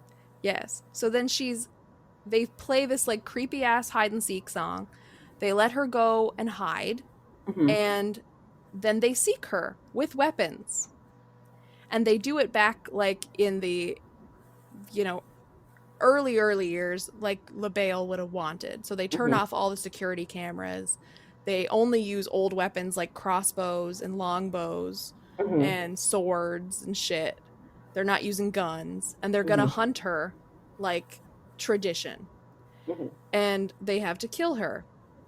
And it starts off like she thinks she's just playing hide and seek, and then a maid gets killed in front of her because they're trying to shoot her. And she realizes, holy fuck, this is legit, and has to fight for her life while running through the house in her wedding gown. And she's not prepared at all. Like, she's one of the final girls that like just has to figure it the fuck out. And then you've got the whole like fiance helps her to try to escape at one point, but of course you've got the turning on her because it's when they're trying to murder his wife, that's okay. When she murders his like mother in self-defense, not okay. Now he's gonna sacrifice her. Adam Brody's in it. Yes, I saw that when I Googled. Yeah, and so like she's got to fight for her life. They're gonna sacrifice her, and of course, it's a bloody mess at the end, which is great. And it ends with like her covered in blood, smoking a cigarette on the front porch, which is amazing. To me, it has so much watchability, like rewatchability. I've seen it 4 or 5 times now, and I just fucking love it. Okay. And you need to see it. Okay, I will have to. I know I did want to see that one. got a decent list here, honestly. I do have one more I need to add. I also have one more that I want to add. Mm-hmm. Um, I just mean, because two. I thought it was funny and really good. Mm-hmm. Do I want to go with that one or do I want to go We can add a couple more because I've got three I'd like to mention. Okay. I'm gonna. This might be like this. People might be like, "That's not really a horror movie," but it goes back to like what you said about the descent and like the Mm-hmm. atmosphere of around it. Mm-hmm. 47 meters down, uncaged. I think that counts. I think it counts. I haven't seen it, but I've heard a lot about it, Mm, and I would count it as a horror movie because yeah. to me, like, it So doesn't have to be like spooky monster stuff. It's just no. got to be something that horrifies you. It's a Yeah. scary movie. It has to do with like the atmosphere and the like. Oh, what's the word I want to use? Hang on. No, not that. Pressure. No. The feeling it evokes in you. Urgency, Yeah. the urgency it invokes. So basically, for those of you who don't know, 47 meters down on Cage is about a group of girls who they go to like Mexico, and they go to the cenote, which if you don't know what a cenote is, it's like an underground, underwater cave thing. Mm-hmm. And they go swimming, and like they have scuba diving gear. Mm-hmm. But I think they end up losing some of the scuba diving gear with whatever happens. So there's a lot of like small passages that they have to swim through and they're exploring underneath. Part of their way gets blocked. Mm-hmm. There's like something where it gets blocked by rocks. There's also a shark in this movie. Yeah. The shark is blind. So you might think, oh, blind shark, not that scary. Same thing with Don't Breathe. Because the shark is blind, all of its other senses are heightened. I was just thinking, I was like, this is like The Descent meets Don't Breathe. Yes. But like the shark's senses are heightened. So on top of them trying to get out before they run out of oxygen and drown, they're Mm-hmm. also trying to avoid the shark while Mm-hmm. not making a lot of noise. Yeah. And like the urgency behind, because you see them swimming and like they don't know if there's going to be air pockets that they can pop up and like catch their breath. So like the Mm-hmm. urgency of you don't know if they're going to run out of breath when they're swimming, and the fact that they're being hunted by a blind killer shark Mm-hmm. is like the atmosphere it creates is really good. Yeah. Yeah, like I have feelings evoked in me just by hearing about it. And I've heard about that movie, but I Mm-hmm. haven't like water movies and shark movies, not my thing usually. So I stay away from it. Mm-hmm. But like that, yeah, like that affects me already. And it gives me the same feeling. I mean, so also don't think I would rewatch. I might rewatch it. I'm still like I don't know if it has 100% rewatchability. Mm-hmm. You know, but it gives the same feelings the first time that I watched The Shallows. I'm not going to throw The Shallows on the list, but like the I was same thinking about The Shallows. the same urgency. See, Yeah. we're twins, but it has the Yes. same urgency that The Shallows had because she's stranded. If you haven't seen The Shallows, she's stranded on this coral reef basically Yeah. with a shark that's circling her. She's injured as well. She's trying to survive so she can like make it to shore, make it back to shore and everything without Yeah. being attacked by the shark. So Yeah, it and has the she's same like dealing with urgency. the Yeah, dehydration the and like dehydration, the sunburn and the everything. Yeah, yeah, yeah. yes. Mm-hmm. So it gives the same urgency in that situation because like you can't drink salt water. Mm-hmm. It's not good for you. Yeah, and also she can't really get near the water, or Yeah, that shark is going to try to chomp off whatever he can reach. yeah, because she has. Mm-hmm. Do you It did remember when we like first watched that? Because we watched it together, and you weren't paying attention. You were texting or something, and it got like the first 5 minutes in, and I was like, "Well, that was a great movie." Tried to turn it off. It's like, "Oh, it's a great movie. It's over already. Who knew? What a like. Oh, she goes to the beach. She goes home. Wow, what a great movie." Yeah, great movie. She goes surfing by herself. It's like, I'm trying to think. I'm like, did we watch that together? Yes, it was in New Brunswick. You were at my Oh, we apartment. did watch it together. I was probably texting. Ugh, Milkman. ugh, ugh, ugh. Anyways. Yeah. Okay, so I don't know if it counts as a horror movie, Mhm. but when I Google it, it does. Okay. I wouldn't count it as a horror movie. Mhm. The Silence of the Lambs, Mm. right? It's right on that, you got the serial killer, it's got some horror elements, but does it really fit with horror? I would say it's more of a psychological It's more like horror. psychological thriller, but Yeah. I've got to mention it because Hannibal Lecter Mhm. is an iconic villain. Mhm. And of course, the toy maker also is kind of have some Kind elements of, of him. kind of as So I well. just want to mention it. But that's not the one I want to put forward. Okay. I just wanted to mention it. I don't know if you've seen it. The Cabin in the Woods. I haven't, but I know about it. Oh my God, you need to see it. So you've got your traditional bunch of college students go to a cabin in the woods. What could go wrong, right? But the whole thing is actually a simulation. Mhm. It's not just that. It's these, I think it's 5 people. So 5 college students are in this simulation. It's very much like the Hunger Games dome type of situation where they have these Mhm. really cool sci-fi walls that they can't Mhm. escape from. And it keeps cutting back to this office scenario where these people are monitoring it and trying to control it, and the office people are they're wearing white short sleeve button up shirts with ties and suspenders and shit and pocket clips with pen Mhm. protector shit, and they're taking bets on the situation. But the whole thing is that these 5 people have to be sacrificed to the gods, and in a specific order, or the world will end. Mhm. And it's a worldwide thing. So there's offices in all different areas, and we're watching the American one. Mhm.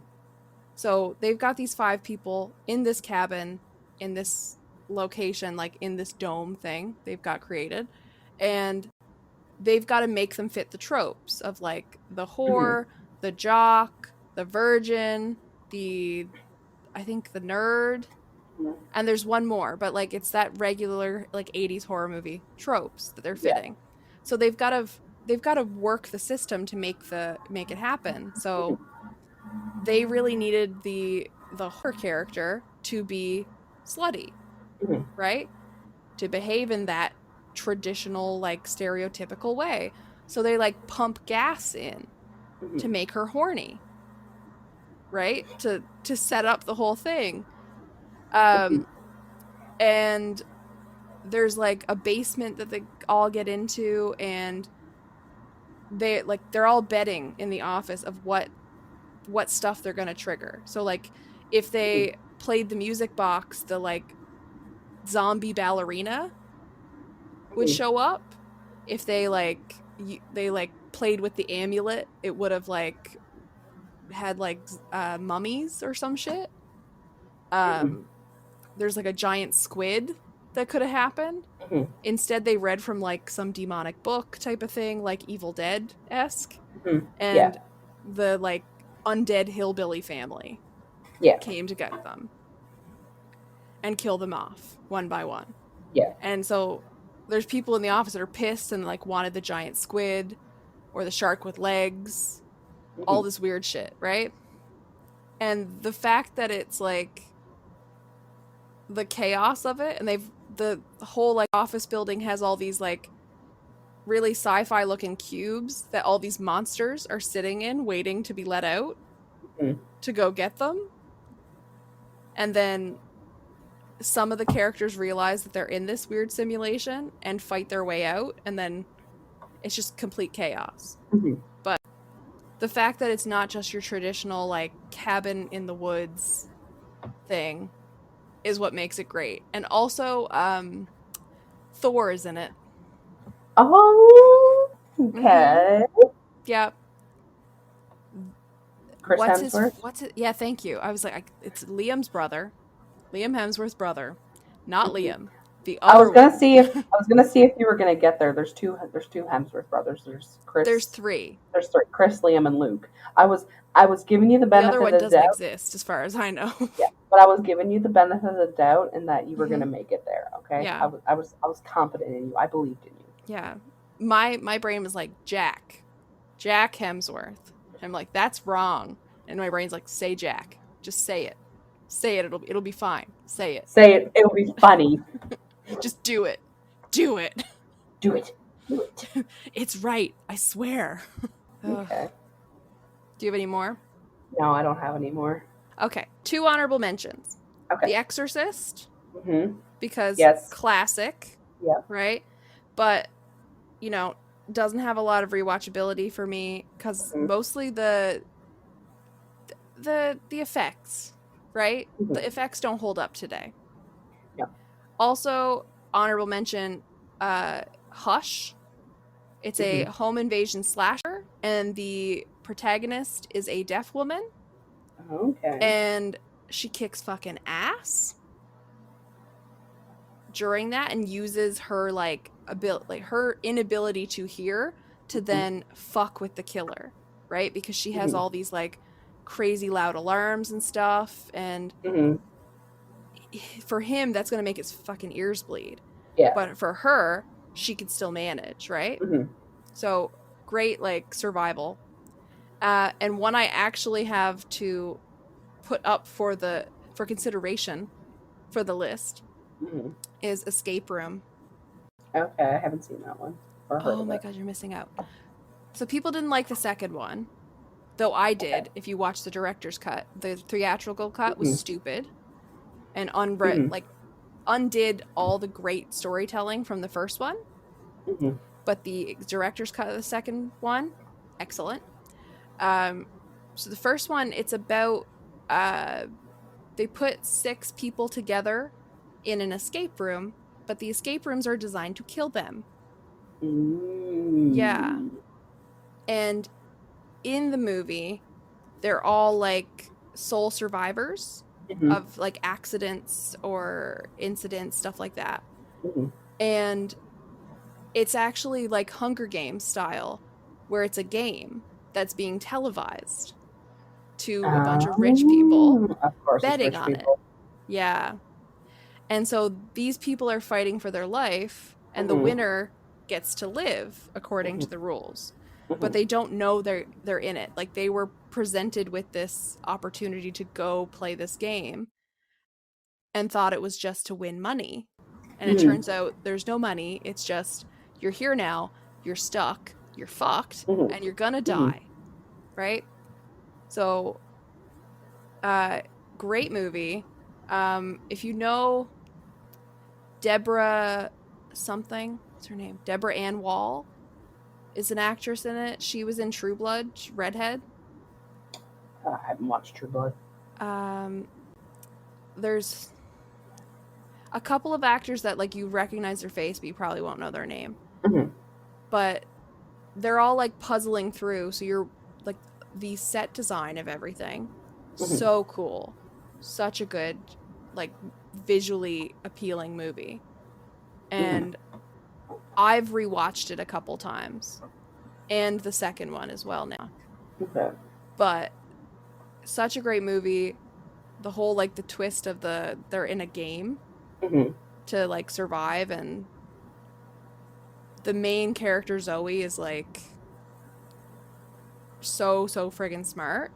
She's a genius, and she's like, figures out that they're in this like game and that they're not gonna be let live out of it. So like, she tries to break out of the game, and she's like puzzling like crazy.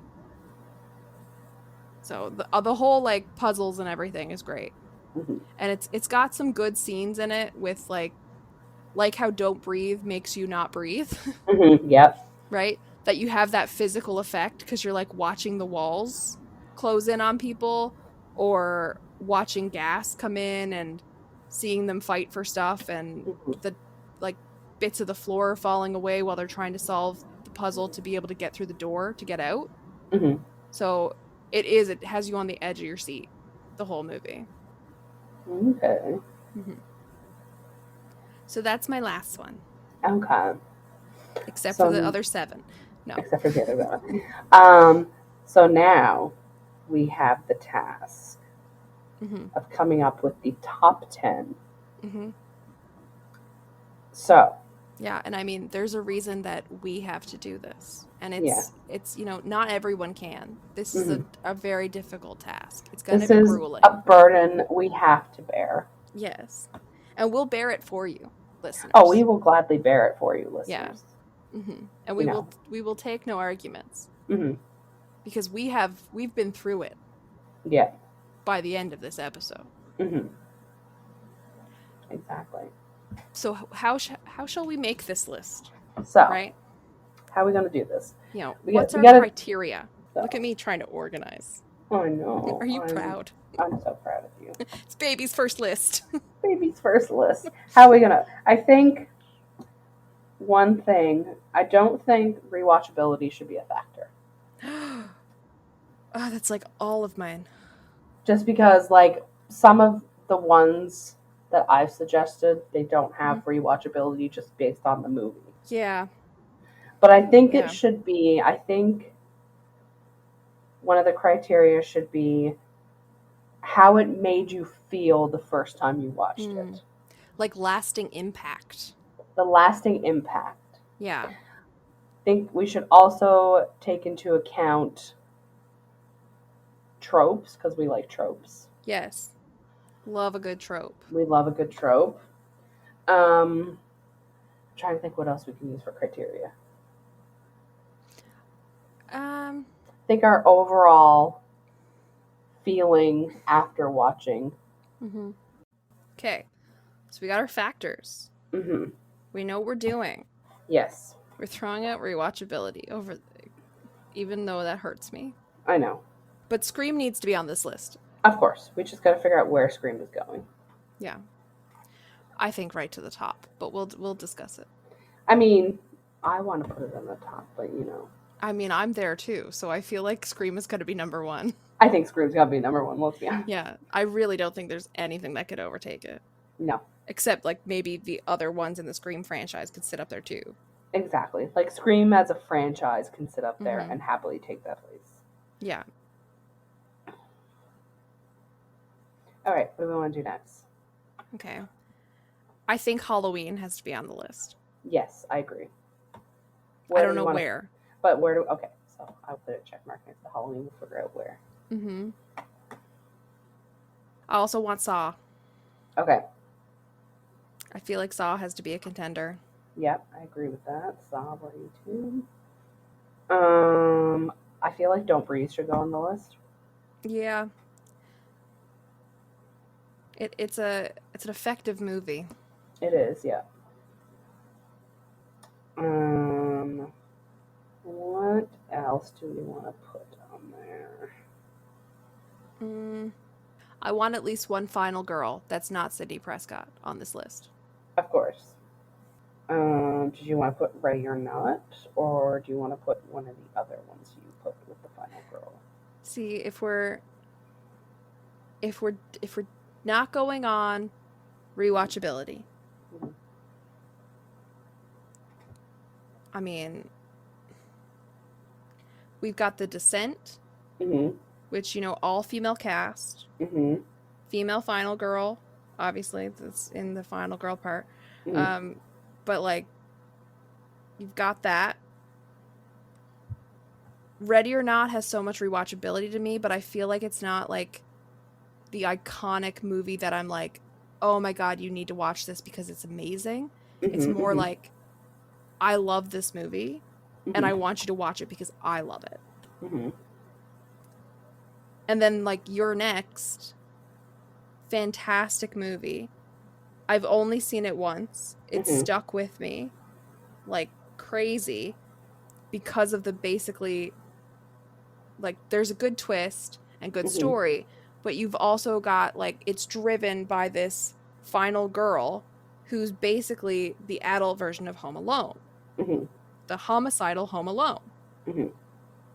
So I'm really debating between The Descent and You're Next. Okay. But I feel like The Descent is more like an objective call, Mm-hmm. Mm-hmm. and You're Next is more just because if Mm-hmm. I was in a horror movie, I would go full Home Alone, Yeah. right? Like, I would be putting nails through wood and put it at all the windows so people would jump in and jump on the nails. Mm-hmm. Like, you can't come in here very easily now, can you? Yeah. You're kind of doing it as this is what I would Mm-hmm. do if I Yeah. was in a horror movie. And she also killed somebody with a blender, which, I mean, that takes dedication. Mm. How do you kill somebody with a blender? Erin can. I mean, I don't know if she did the whole kill with it, Mm-hmm. but she used it as a weapon, Okay. and she blended the fuck out of them. Okay. Okay. If there's a will, there's a way when it comes to There's Erin. a way. Okay. Interesting. This is why you need to watch this movie. Yeah, I'm literally like, how do you kill somebody with a blender and without Yeah. just using it to bludgeon them to death? I mean, I think she did some of that as well.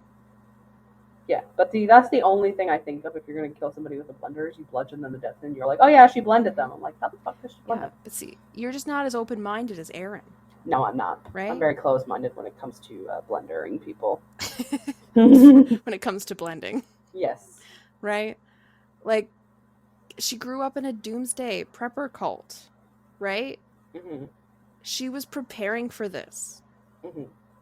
Like, this is her Roman Empire. Oh my god.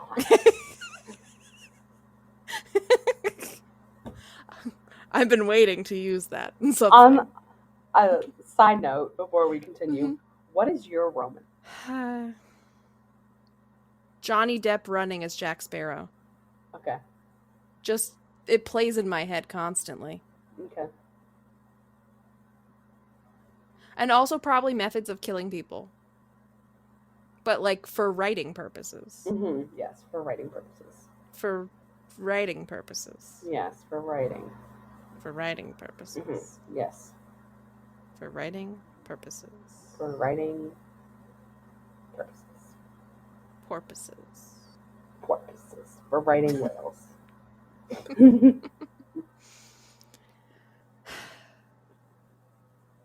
Okay. Please put Your Next on the list.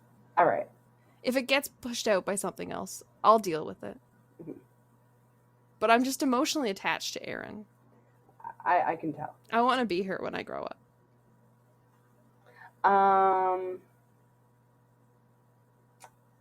I want to put 47 meters down on the list. Mm-hmm. Because of the way the impact it had. Yeah. Mind you, I'm still that person that's like, I want to go swimming with sharks. Yeah, So. well, Rachel, you're an idiot. I know.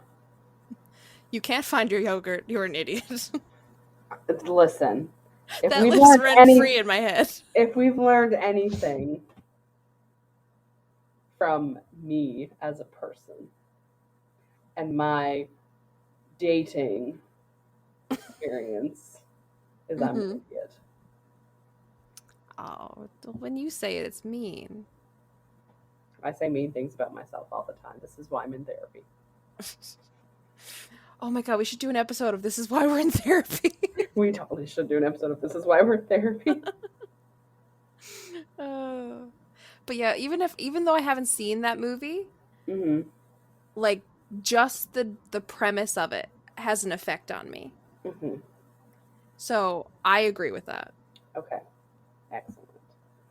I just gotta do a quick count. So we've got 1, 2, 3, 4, 5, 6. Four more that we can potentially.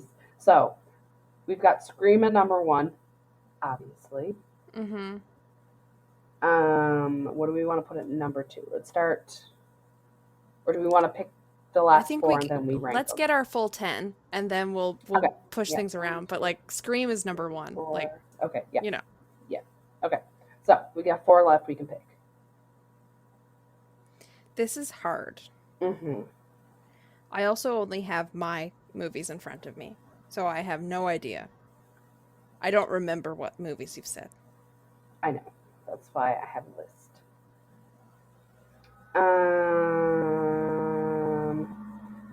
I kind of want to put Insidious on the list Mm-hmm. because of, like I said, the effect. Yeah. it I had. also agree because like we don't have any like supernatural movies Mm-hmm. on there. And like whether it's Insidious or even Conjuring, Mm-hmm. those ones are like I don't want to say effective. Like Mm-hmm. it is, but like I mean they have such a lasting impact and effect on you. Yeah. They have such an effect that, like, I am that person who I will never touch a Ouija board. Same. You cannot pay me enough to touch a Ouija board. Or some people call it a Luigi board. Mm-hmm. Or a Waluigi board if Or you a get an Waluigi upgrade. board. Or a Waluigi board.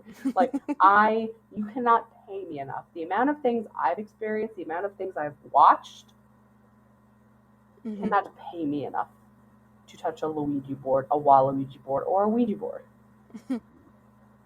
No. So that I do think that needs to go up there, yeah. Is the Waluigi board just like an upgrade, like, you know, iPhone 1, iPhone 2, iPhone 3? Yeah, it's just the next version of the Yeah. Ouija board. It's just the next gen, right? Yeah, it's the next gen. So you know how they came out with the iPhone 15? It'd be like, it's the Waluigi board. It's the next gen of a Ouija board. Mm-hmm. What comes after though? Is it like a We don't know. Waluigi board? We don't know yet. Yeah. Yeah, they'll figure that out. Mm-hmm. Okay. So we got another one. I don't know where to go. Okay. So these are the ones that are left. We got Tucker and Dale versus Evil, Texas Chainsaw. I'm not going to mention the honorable mention ones. Mm-hmm. The Descent, The Final Girls, World War Z, I Am Legend, Circle, Ready or Not, Cabin in the Woods, and Escape Room. I feel like Circle just because it's so different than anything else we've got listed. Okay. And if we're not going on rewatchability, because it doesn't, but like the sheer horror of just a group of people standing around a circle deciding on how they're going to kill each other.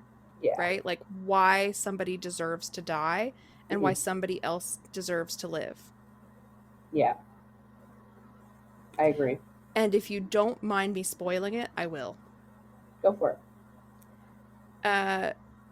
Okay, spoiler alert for people that do want to watch the movie. Skip like 60 seconds or so here. So this guy that pretends to be the good guy, the whole thing, that's kind of championing saving the pregnant woman and the child, and that they should be able to decide at the end to come down to those as final two who lives. He actually orchestrated the whole thing of how this would play out so that he could kill off the two of them and be the sole survivor. Son of a bitch. Yeah. But it turns out the pregnant lady counts as 2. And there has to be a majority vote. So it comes down to him and the fetus. And fetus can't vote.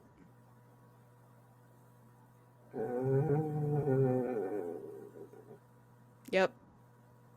And if you can't vote, they kill random. Interesting. Yeah. But it's very interesting movie. The whole dynamics of it, because you've got like a Marine who's like willing to die, and then people are convincing him to stay alive long enough to make sure they have the majority to protect the pregnant woman and the kid and stuff like this. And you've got like, you see a whole bunch of people acting really selflessly.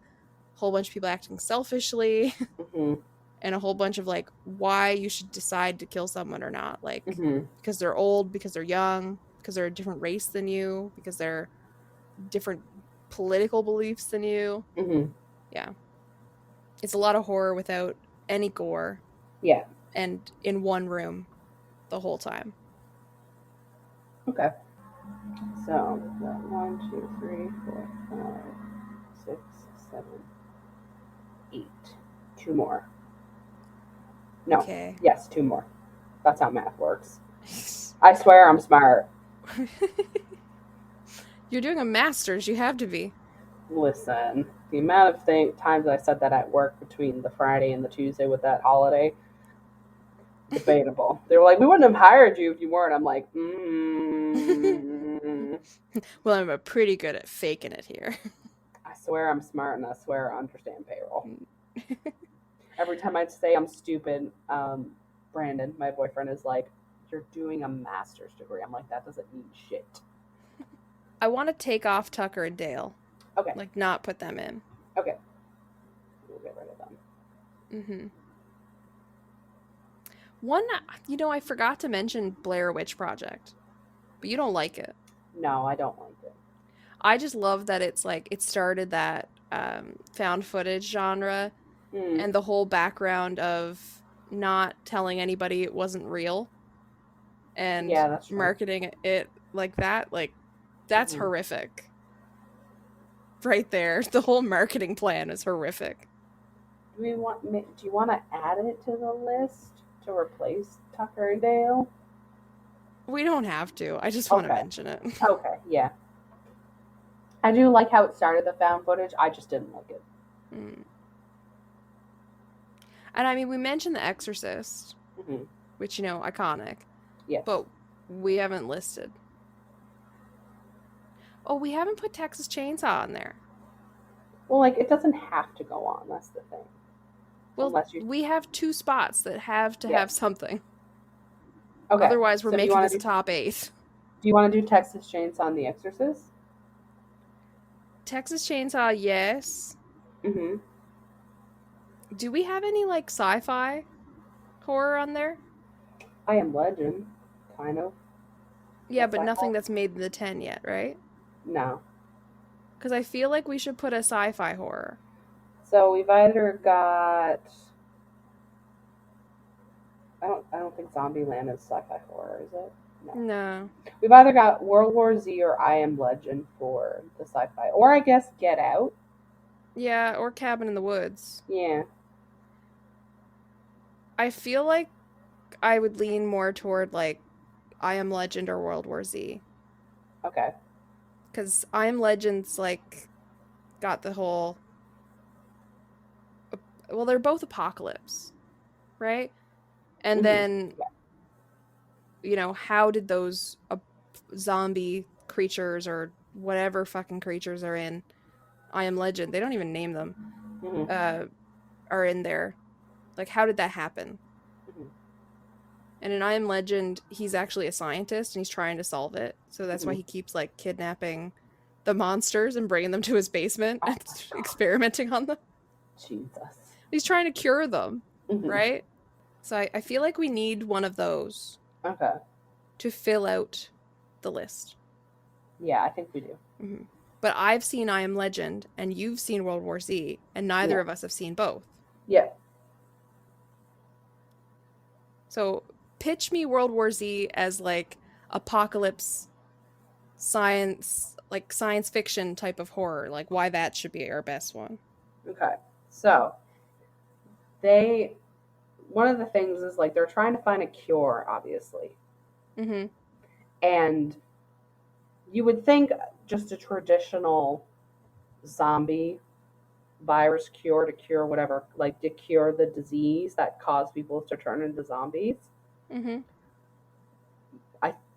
I remember, I think they do try that, but the Brad Pitt, he's one of the main characters. He's, like, the main guy. And there's a whole scene where he rescues an Israeli soldier, but they have to cut off her arm because her arm gets bitten.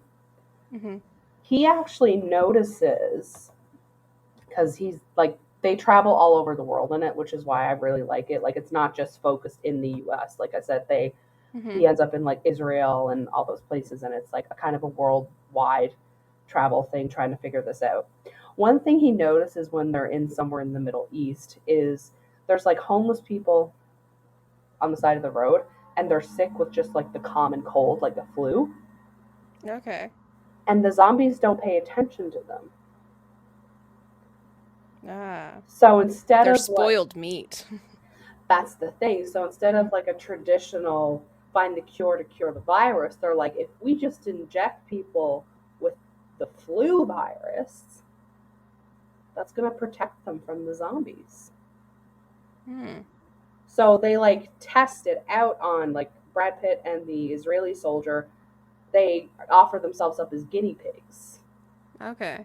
So they end up traveling, I think, somewhere in London or like the UK. They end up Mm-hmm. there, and they offer themselves up as guinea pigs to the scientists that have been researching, because he tells them like, hey, I noticed this when we were here.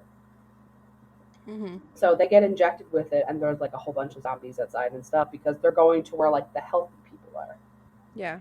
And they literally walk through the crowd. Nice. But it is the most nerve-wracking. This comes back to like the ambiance. That Mm-hmm. scene where they're walking through the crowd is the most nerve-wracking thing ever, because they don't know if it's going to work. They're just going based off an observation, which is, I know how most things get tested. You have a Yeah. hypothesis and you have to test it. But it is Yeah. the most nerve-wracking thing, because I think at one point a zombie does turn and look at Brad Pitt's character, and you're like, Mm. oh shit. But then Okay, it just you're selling me on this now. but then it just keeps walking. Yeah. Like, it's like that whole scene where they're both walking through like the hallway of zombies and stuff. So nerve-wracking. Yeah. And I haven't seen that one, Mm-hmm. but I've watched Walking Dead, Mm-hmm. and there was a scene in the first season, and it comes up like as a method they use again of like blending in and not being seen by the zombies, is Mm-hmm. they gut walkers and cover themselves in the blood and the guts. Mm-hmm. And because they smell like them, and then they move slow like them, and they don't make a sound, they're able to move through, and it's nerve-wracking. Mm-hmm. And actually in The Walking Dead, they're in the middle of doing that, and it starts pouring rain. Oh no. Yes, so they're in the middle of this in like Atlanta, Mm-hmm. and trying to walk through to be able to go and rescue people out of their Mm-hmm. group, and like they're shuffling along pretending to be zombies, and then Mm-hmm. it starts raining, and it rains hard, and they Oh no. all the blood is washing off them, and then the zombies can start smelling them again, Mm-hmm. and they're like in the middle of it. So like that, you telling me about that scene is like reminding me of that. So yeah, I'm down for World War Z. Okay. Put Mr. Z on the list. We'll put Mr. Z on the list. Yeah, table for Mr. Z. Table for Mr. Z. Mhm. Okay. So I think we've got a good like spread. Mm-hmm. Come on down, we've got a good spread here. We got a good spread. It's a delicious spread, nice buffet. We got a little bit of everything. Mm-hmm. Maybe a little heavy on slashers, Mm-hmm. but you know, we have a type. Yes, we do. And it's Danny Loomis. And so obviously Scream is at the top. Mm-hmm. I Yes, think Scream we is did the that. betrayals. We had the same thing. We're like, Yeah. yep, end of the line's at the top. Everything else is secondary. Yes, legit. We had the same thought process Hmm. where it was like till the end of the line, and then everything else is just like, eh. Yeah, Okay. because Scream to me is like the perfect horror movie, right? You've Mm-hmm. got the tropes. You've got Mm-hmm. the tropes being like played back on itself. You've Mm-hmm. got the mystery of the whodunit. You've Mm-hmm. got you've got some comedy. You've got meta and the self-awareness of Mm-hmm. it. The subversions, and your traditional slasher with like a cool killer of Mhm. right, like a scary killer, and then just all the twists and tricks and all that. Mhm. Just chef's kiss, It's iconic. beautiful. It's beautiful. Just a masterpiece. Yeah. And then we've got everything else. Yeah, and then we've got everything else, which, you know, a Yeah. good sampling, Mhm. but can they meet the standard of Scream? No. No. But I mean, it's not fair to compare, you know, everything else to Scream. No. We shouldn't compare everything to Yeah. Scream. Scream should be on its own list. Yes, Scream is in a tier of its own. If we were doing a Yeah. tier list like they do on Distractable, Scream would be in Scream tier. S for Scream tier. S for Scream tier. Yeah. Okay. Are you feeling any of these are a 10? Like, need to be at the bottom? I think we can put Texas Chainsaw at number 10. Okay. Just because, like, as much as I love it and Mhm. recommend that people watch it, I recommend that not everybody is going to like it. Mhm. But it's still one that I'm going to recommend people watch because it is like a classic one. And of course, Mhm. who doesn't love a good Bubba? Let's be honest. Yeah, like you've got some great tropes in there. Mm-hmm. You've got the gore. Got You've the got it's a creepy slasher. town, you know, like Yeah. you don't. The thing I like about the 2003 one versus like the newer one, you Mhm. don't see a lot of the gore, similar to how you said in Saw. Like you don't really see a lot of the chainsaw, him Mhm. cutting into people and stuff, Yeah. which is kind of nice. If you're somebody who's not like into super gory stuff, but you want to watch it, it's a good movie because you don't see a lot of Mhm. like them. You don't see a lot of him cutting into people. You see people's just reaction to getting cut Yeah. into. Yeah, I do like movies that do a whole lot with not much, Mm-hmm. right? I feel like Circle needs to be low Okay. Do you want to put because Circle at 9? I might even switch and do Circle at Okay. 10 and put Okay. Texas at 9 Okay. You can because do that. Circle to me is more, it's horrifying as a concept Mm-hmm. and it sticks with you in the sense of like watching all these people argue for all Mm-hmm. this and how Mm-hmm. like fucked up humanity is Mm-hmm. anyway. But it doesn't stick with you in like the way you described the 47 meters down one Mm-hmm. of like you're on the edge of your seat. You Yeah. can't breathe. That kind of thing. Mm-hmm. Okay. I'm okay with that. Mm-hmm. So we'll put Circle at 10. We'll put Texas at 9. I feel like Halloween should go in the top 5, but I don't know yes. where in it. I don't know where either. I haven't. Mhm. I'm not sure. It's a TBD. Yes. I'm good with putting. We can put World War Z at 8. I'm good with that. Yeah. Just because like it gives you that factor, but it's still not like it's definitely not going to be everybody's cup of tea. Yeah. I think Saw's got to go top 5. I do think Saw has to go top 5. Yep. Mm-hmm. Just the iconic, Mm-hmm. right? Like, even if you haven't seen it, Mm-hmm. it's something like everybody knows about it. Yeah. And John Kramer to me is like on the same level as like Hannibal Lecter. Yeah.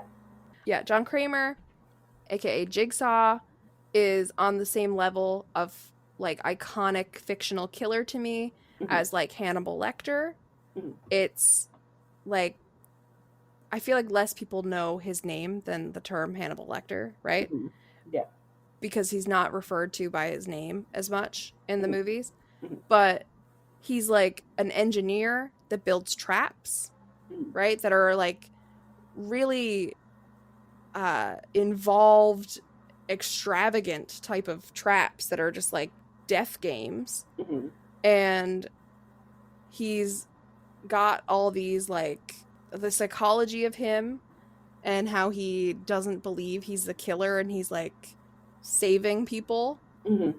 type of thing. It's like to me that he's on like he's like S tier of Mm-hmm. horror movie killers. S tier for Saw. On yeah, S for Saw. I feel like we're doing like a Sesame Street. I honestly feel like that as well.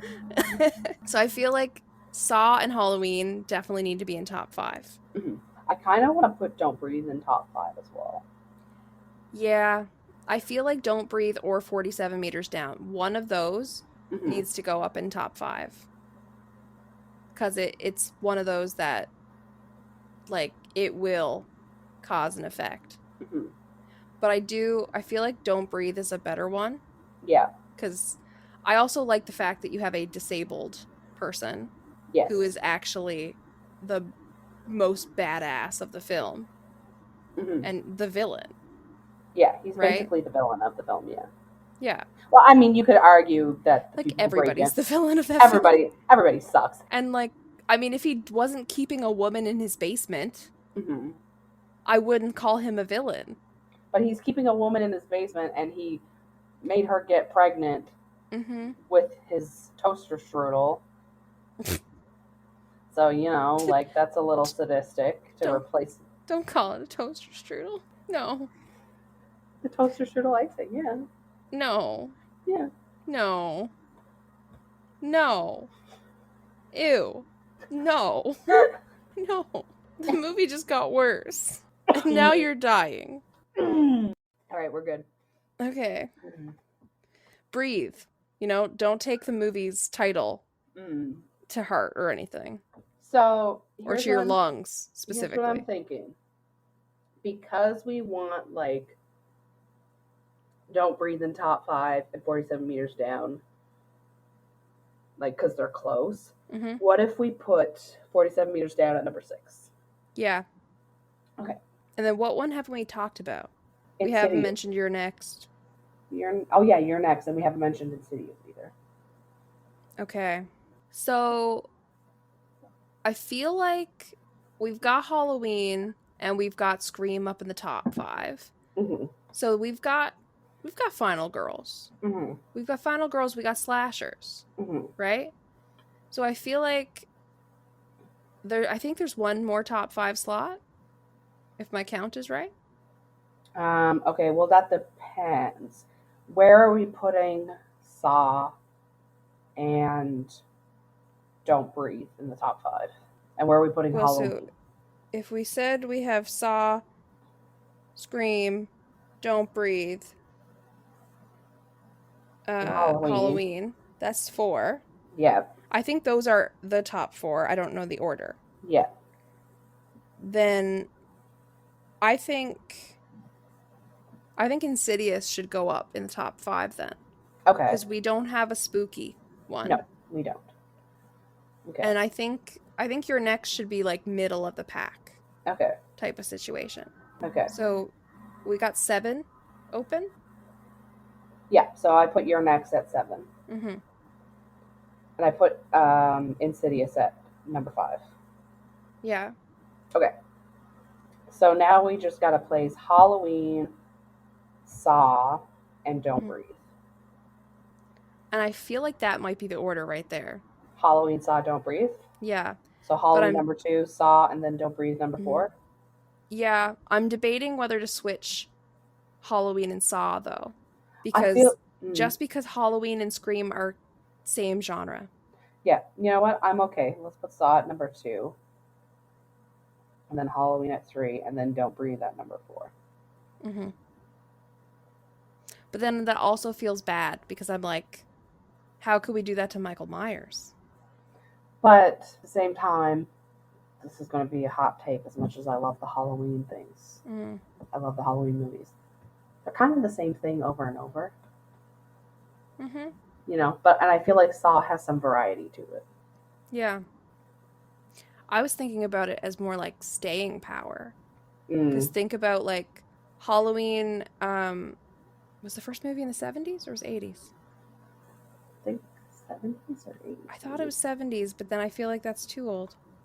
Let me do a quick jujol. Halloween. Oh, it's October 31st, 2023. That's when it came out. Did you know? No, I didn't know that. Wow. Who knew? 1978. Okay.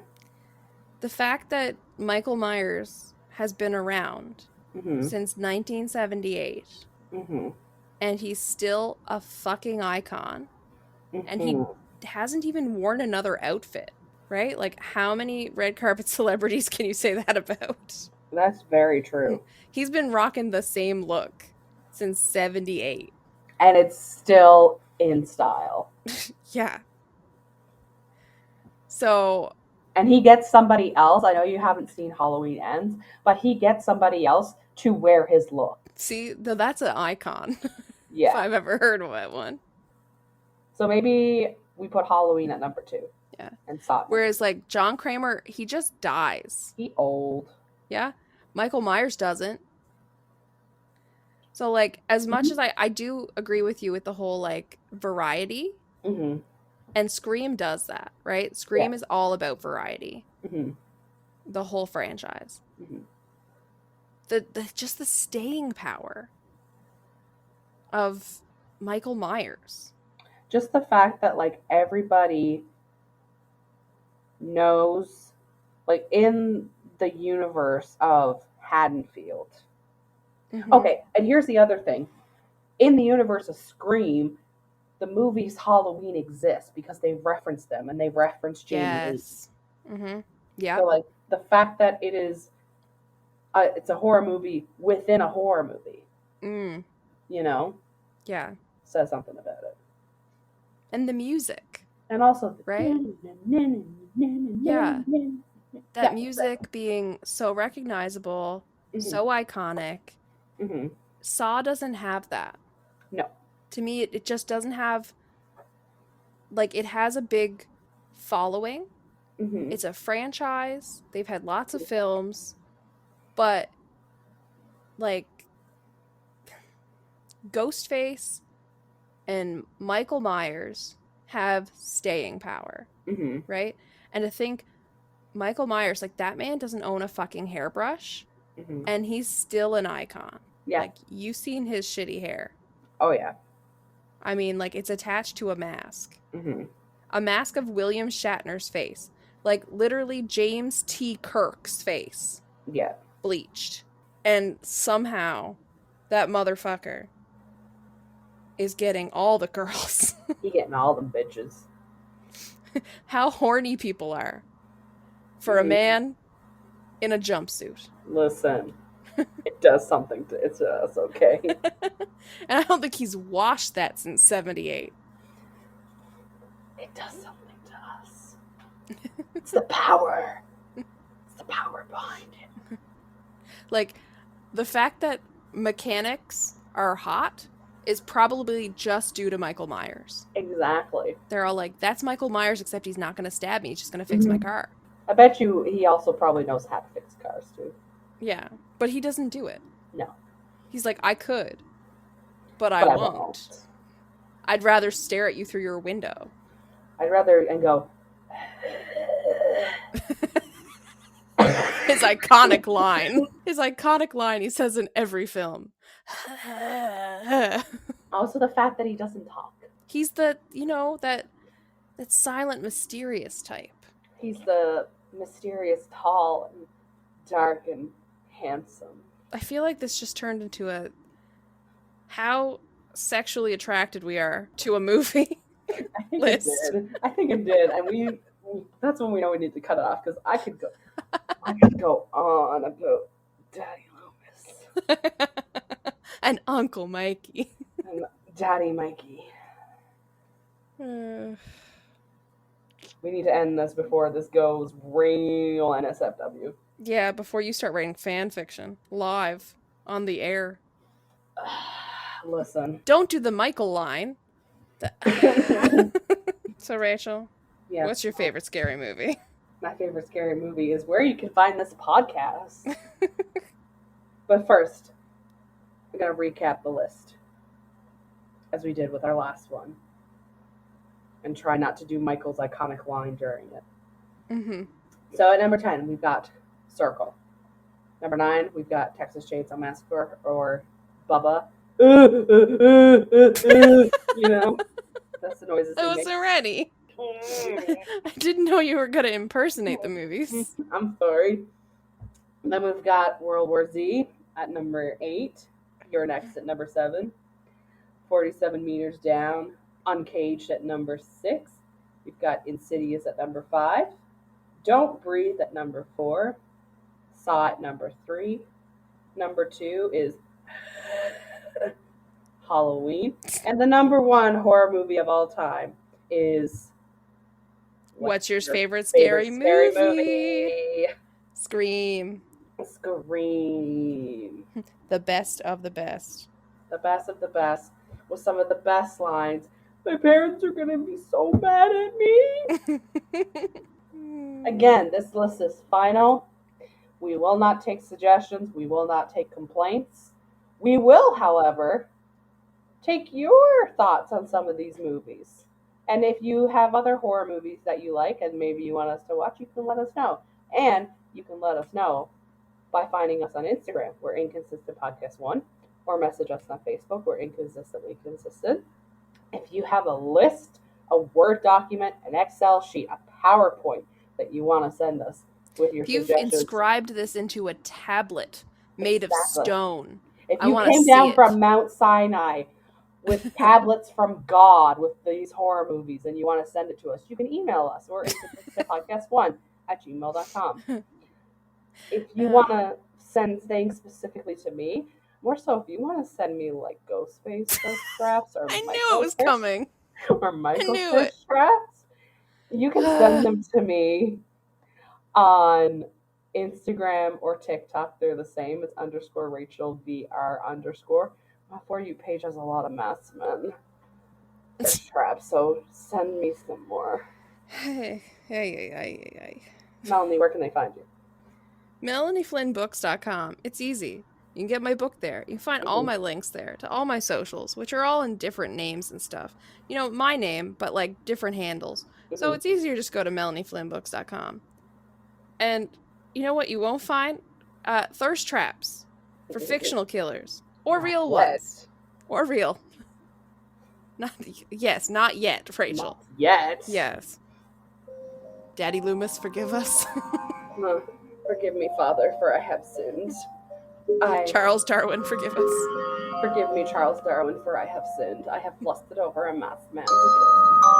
And I want him to choke me. Anyways, bye! Bye!